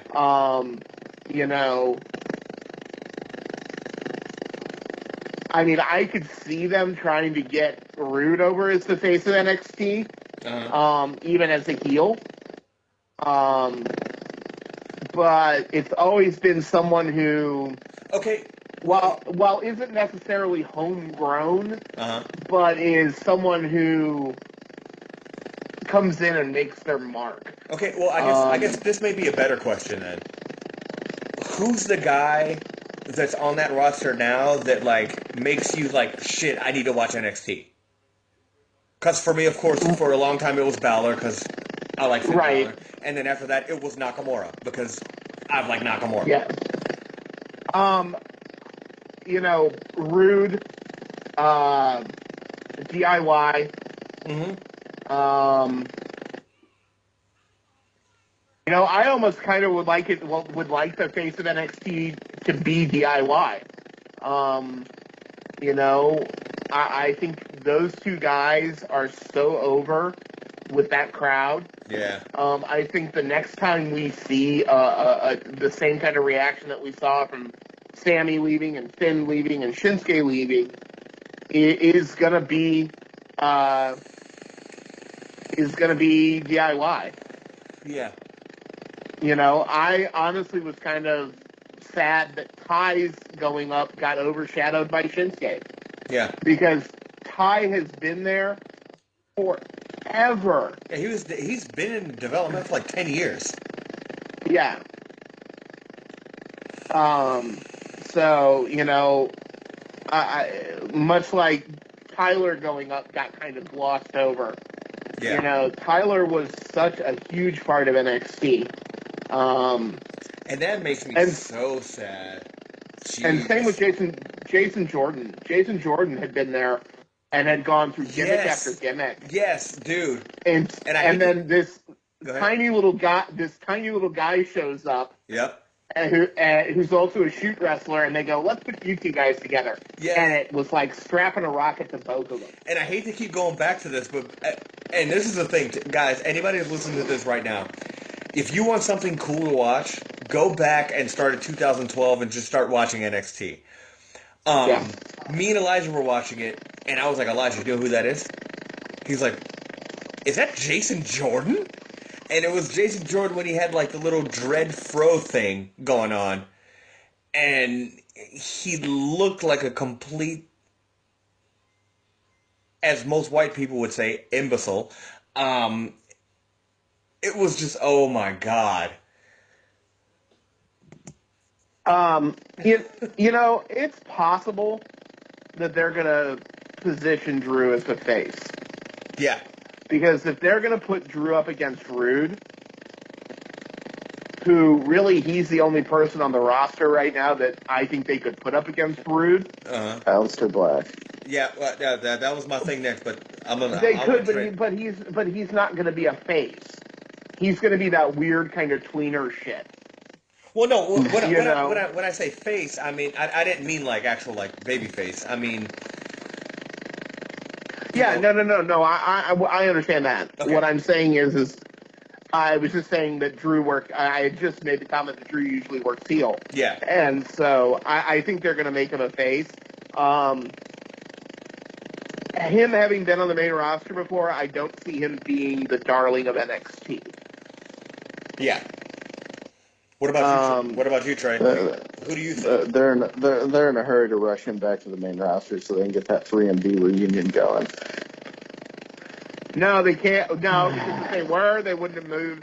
They wouldn't have swapped Heath and Jinder. They would have put them on the same show together. Yeah. It's going to be Heath Rhino. Heath Rhino and McIntyre? No, Yeah. Here the only way I want to see them put 3MB back together is if it's Jinder, Drew, and Heath, and then they work a whole gimmick where Rhino keeps showing up in a 3MB shirt and keeps trying to like insert himself and be like, no, really, man, I'm in 3MB. Yeah.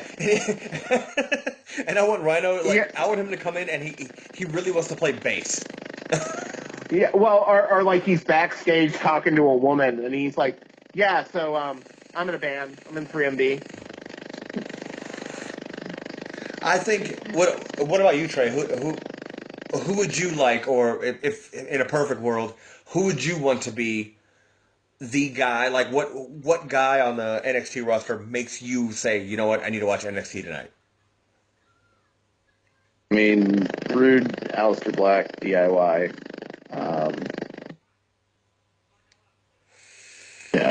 Ember, Asuka. Yeah. Same here. I'm gonna be that fucking Smark. I want to see. I enjoy watching Tommy End. Yeah, I said it. DIY and Asuka. But honestly, go ahead. You know who could be the next face of NXT? There's two people. Hideo. You also have Chris Hero. There is that. Face.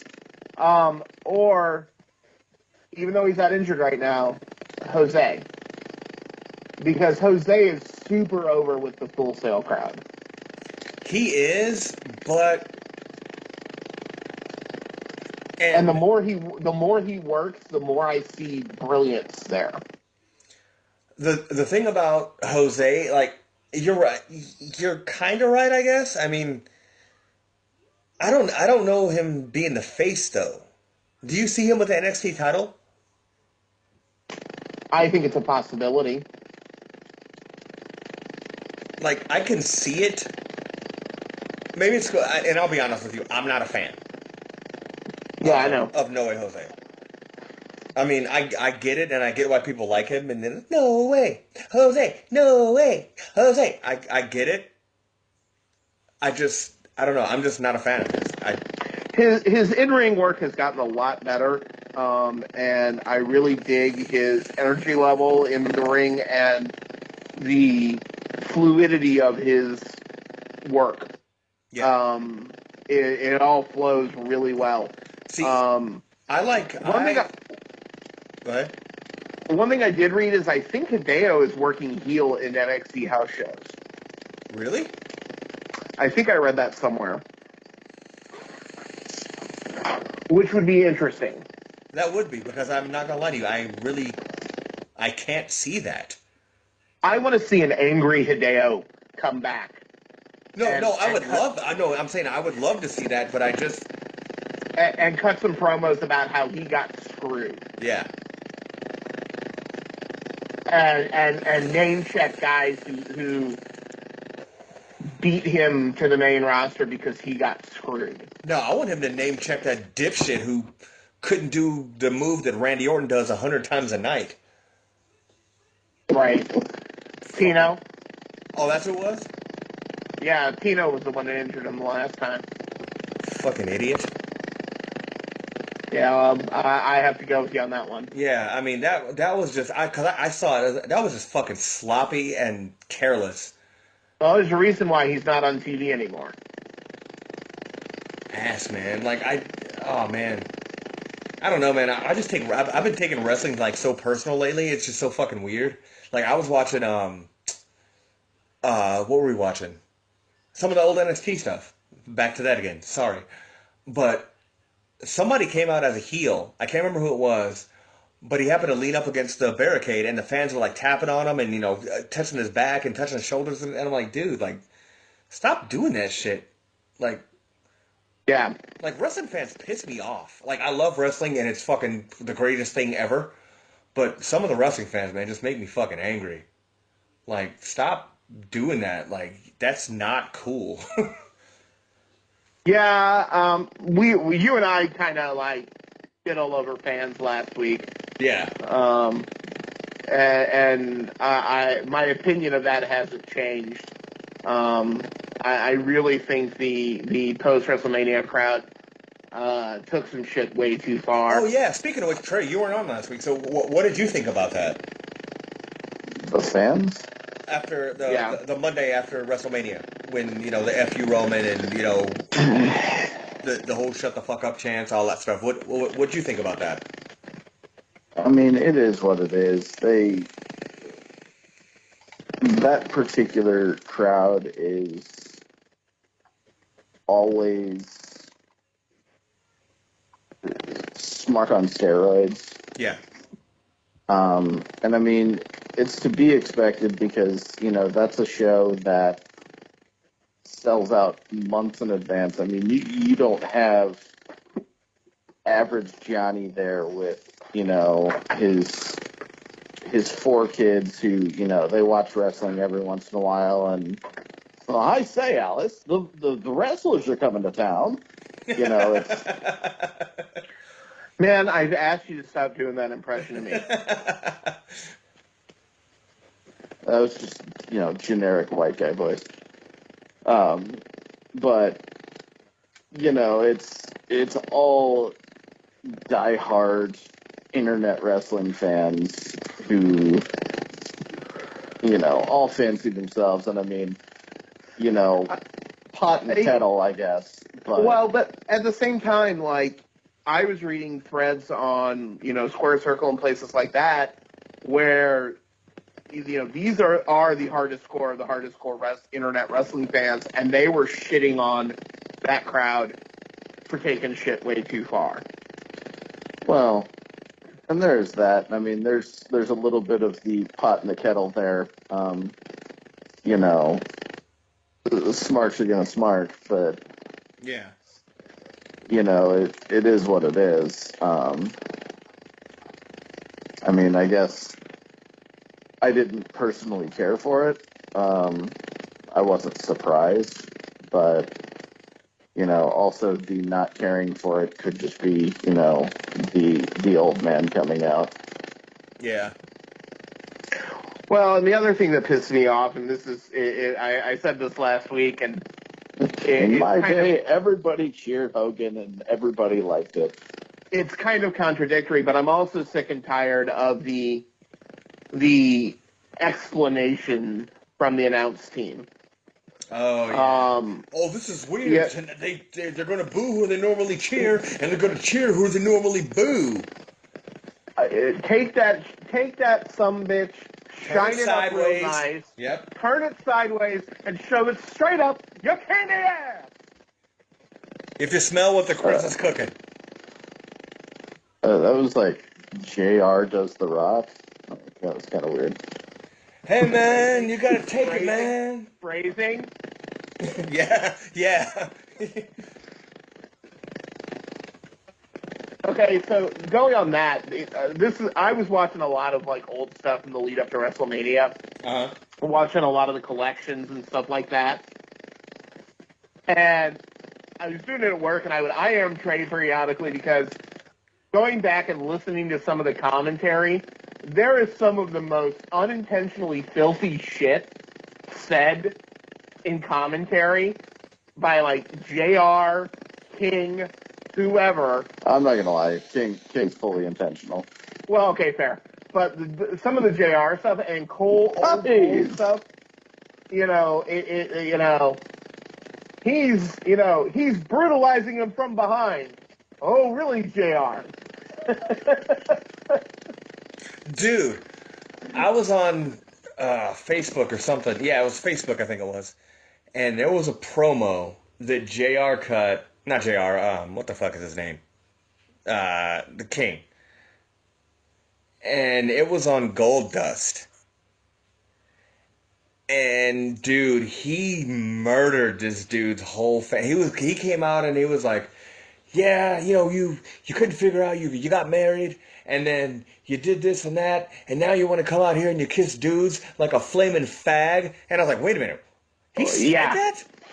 Yeah, the homophobia was real. Yeah, he's like a God flaming bless the fag. 90s. But then he got on. He was like, yeah, and her daughter, you should have named your daughter Target because everybody in your town had a shot at her or some shit. And I was like, God damn! Like the King was not playing. Classic heel Jerry. Like, jeez. So it's go ahead. And then of course, you know, we're talking about announcers, and someone posted a thing today in a group I'm in. It was a picture of Jake and Heenan at a convention last weekend, and it was just like, man, Bobby's looking so bad. It's real bad, and I just it makes me sad. Oh, because it rhymed? No, Bobby Heenan. No, I know, but like the way you said it, it rhymed. So I thought that was. Yeah, okay. I thought that was a punchline. Sorry. Chris Moonlights is the rapper. I could bust some rhymes. Oh, he can bust rhymes. No, not really. So overall, like, with the whole superstar shakeup, who won? Who do you think won? SmackDown. Yeah. SmackDown pretty easy, although I will say I think everybody in the community knows that KO is going over, but the way that they worded that whole thing with whoever wins the U.S. title is going to be on SmackDown, so it leaves the possibility that Jericho wins the U.S. title and moves to SmackDown instead of KO, and then we all know he's leaving. Now, I doubt that they're going to swerve us on that and, you know, pull that, but at the same time, if they did, you get Jericho, which I would rank, you know, a tier below KO in terms of, you know, he's not around all the time. Yeah. Obviously, his work and his promos are strong, but he's not around all the time, and he's getting ready to go on tour regardless. So if they try to pull some crap and move KO back over to Raw and, you know, have Jericho come out on SmackDown Tuesday after Payback and drop the title on somebody, drop the title on AJ and leave, then, you know, it's a little bit closer. But I don't think that's going to happen. I don't either. Yeah. And, you know, all things considered, assuming that, you know, SmackDown keeps KO, it's not close. Well, and the other thing that I think that doesn't help Raw is their title is on someone, their top title is not on their show. Right. And it's not going to be until June or July. Yeah. And that's and I was a little surprised. That's going to be a problem. That's going to be a problem for them.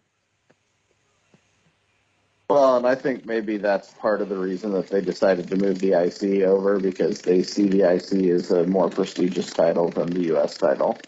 Yeah, I see that too, but I really think that you shot Raw in the foot a little bit, and I mean, regardless, when your world title isn't on TV, you're doing nothing but hurt yourself. Yeah. And it just, well, and then the other thing that was floating around out there today is not only does Roman have a separated shoulder, but there was a story I saw today that says they're considering keeping Roman out of action for a while.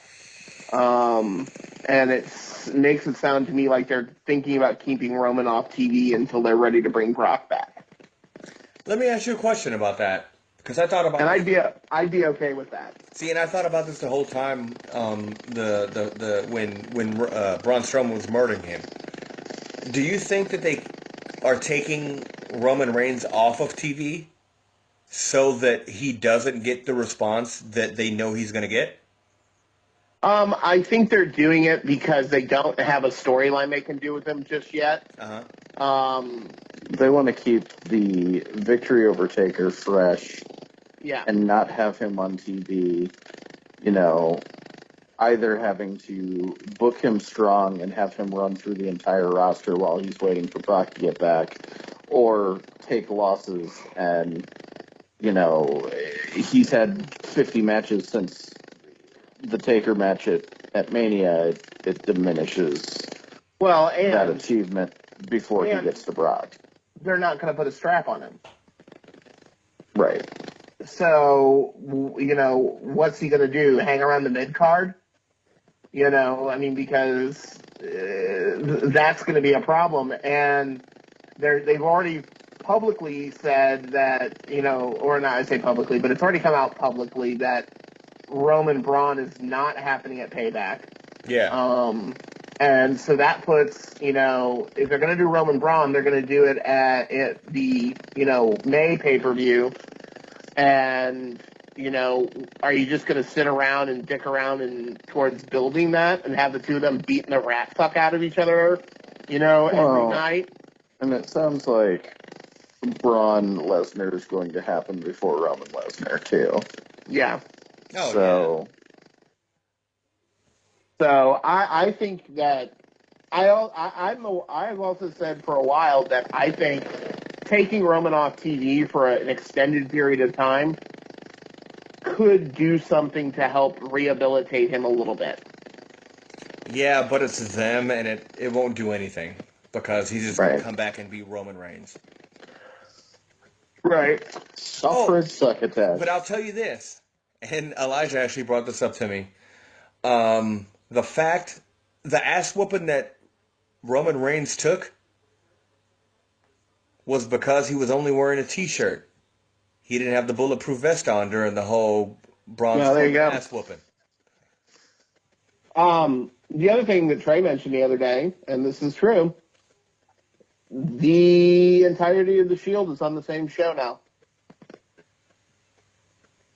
Oh, yeah.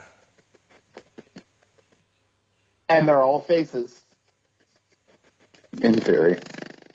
Thank you. Yeah, in theory, yeah. You know, could they, because the Roman Brock payoff is supposed to happen at Mania next year. Mm-hmm. Could they, in order to fill space, build the Shield back together and send the Shield on a run for the back half of this year? Honestly, in my opinion, this is just me, I would say no. It's too soon. I don't think we need, I think so too, but I can see Vince doing it to try and get Roman over. Yeah, you're right. I could see that. But I don't think they should do it until... It's been, 2 years since they split them up? Something like that. Something like that, yeah. But I don't think, and this is the sad part about it, I don't think they need to put the Shield back together until Roman's over. But Roman is not going to be over. No, it's been almost 3 years. Because it was after 30, and we just had 33. So yeah, you're right. Yeah, dang. But yeah, they don't need to put them together until Roman's over. And the sad part is, I don't think turning him heel is not going to make Roman be over. It's not unless like the whole story that like what I came up with and what Chris came up with last week, and like, in my opinion, I think like combine them a little bit. That would get him over as a heel, but it won't get him back over if they put him back with the Shield because it wouldn't make any sense. Right. Because at that point, he's basically turning his back on everybody. Like, he talked about, like, how he's going through the Usos, the Anoa'i family, everybody. Dwayne, everybody. Yeah, he's heard that. He's heard that. Oh, okay. Okay, so yeah, that whole storyline.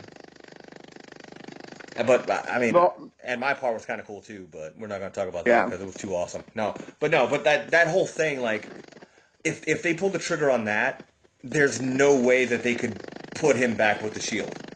No. But then just to put him back with the Shield, is also kind of dumb. Oh, I agree. So I don't know what they would do. Well, and kind of dumb seems to be the what we're doing. So. Yeah. So I don't know. I'm just worried about watching NXT and seeing my boy Tommy or Aleister Black. God damn it. And DIY and Nakamura on, and that's the thing now. If you look at Raw and SmackDown, if you want to watch good wrestling, watch SmackDown. Yep. I don't care about Roman. I mean, I want to see what happens, but I don't care what's going on next with Roman Reigns. I really don't give a rat's dead, about Brock. so it doesn't matter. Yeah, he's dead. I don't give a shit about Brock Lesnar. You know, the Hardys, yeah. If they pull the broken thing out, who else on Raw? So, have you seen what they've been doing on Twitter? Huh. Who are the Hardys? So Matt has been changing his Twitter back and forth between all the different Hardy personalities. Yeah. And he's been reposting the same tweet multiple times in different personas. Yeah. So like he'll post. So he posted something as he changed his name from Broken Matt Hardy to Matt Hardy V1. Yeah. And he was like, "Oh, Jeff and I will be appearing at the following Raw house shows this weekend." And he lists off the dates. And then, like 20 minutes later, he changes his name back to Broken Matt, and it's Brother Nero and I will be gracing the, blessing the following events with our presence, blah, blah, blah. And, like, he's playing it off as, like, he's got these, like, split personalities. Yeah. Which, at this point, I'm totally going to buy. Yeah, no, I mean, they did a lot of drugs back in the day, and a lot of concussions. And a lot of concussions. Speaking of concussions, hey, Jinder Mahal, go fuck yourself. Yep. Yeah. You fucking roided out fucking bitch. I couldn't think of anything clever. I'm sorry.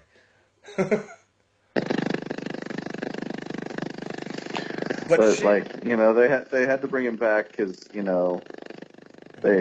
want to have that market in India, and, they weren't going to bring back Kali, who could, dig a trench with his face. And they should have just had Raj show up from fucking Big Bang Theory as one of the guest hosts, called it a day. Wow. Yep. I went there. So did you watch it? Did you watch Impact this week?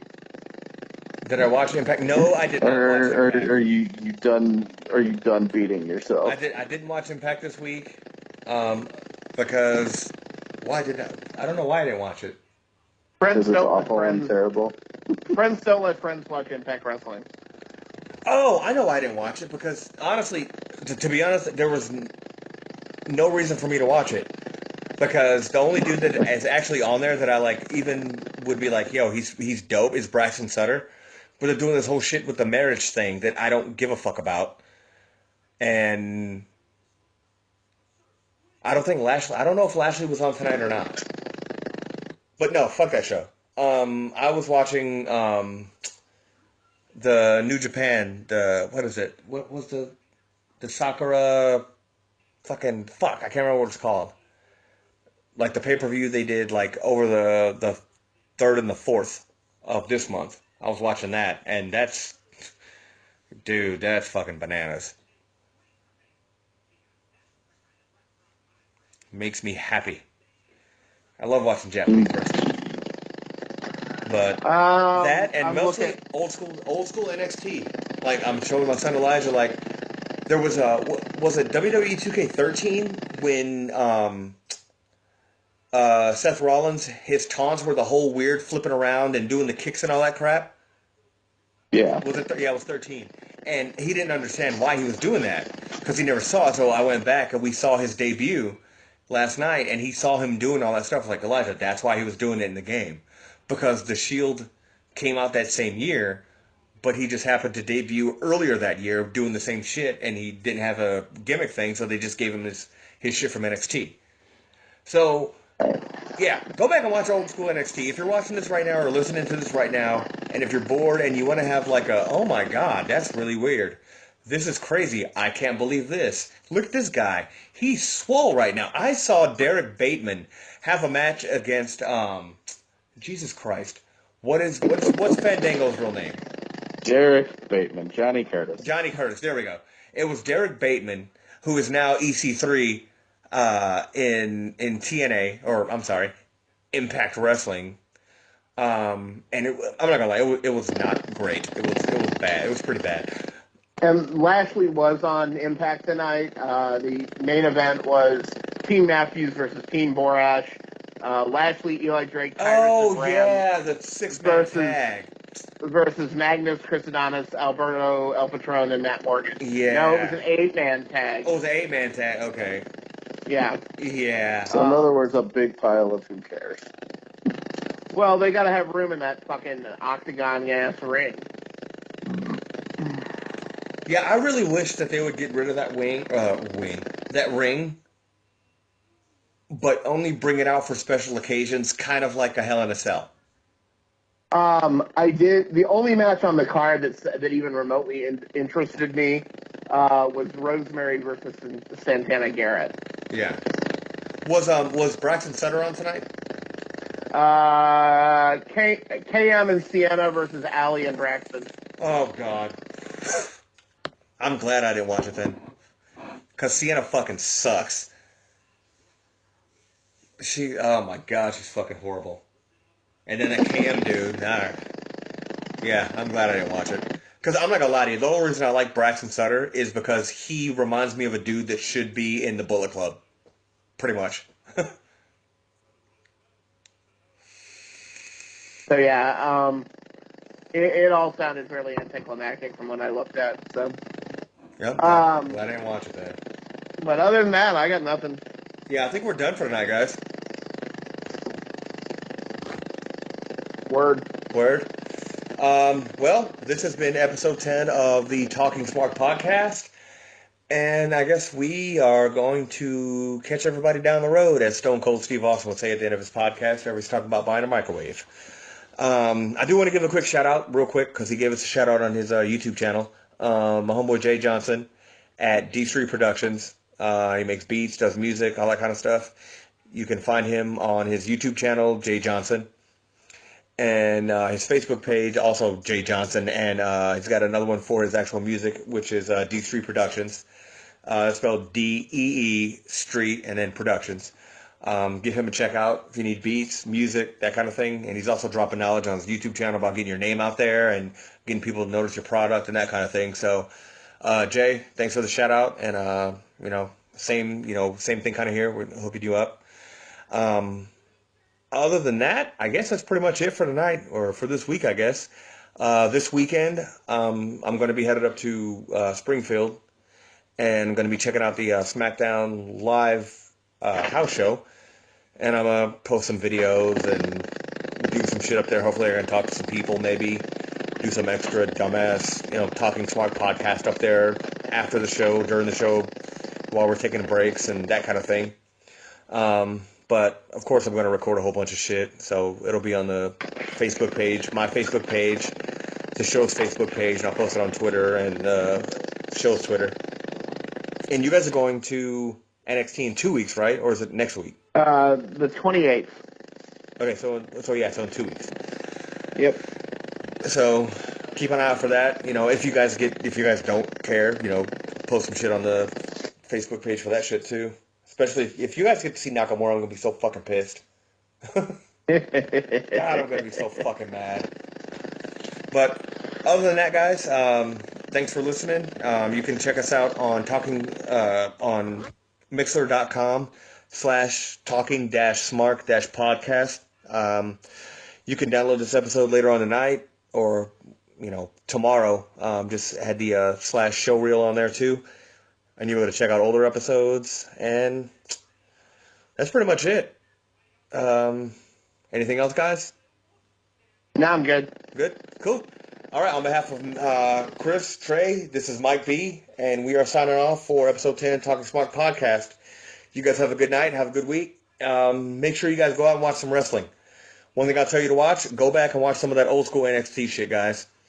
You'll have a good laugh, and it'll bring back some memories, and you'll wonder why in the hell a lot of people got fired, and why the hell a lot of people are still working. All right, guys. Y'all have a good night. Peace out. Thanks for listening.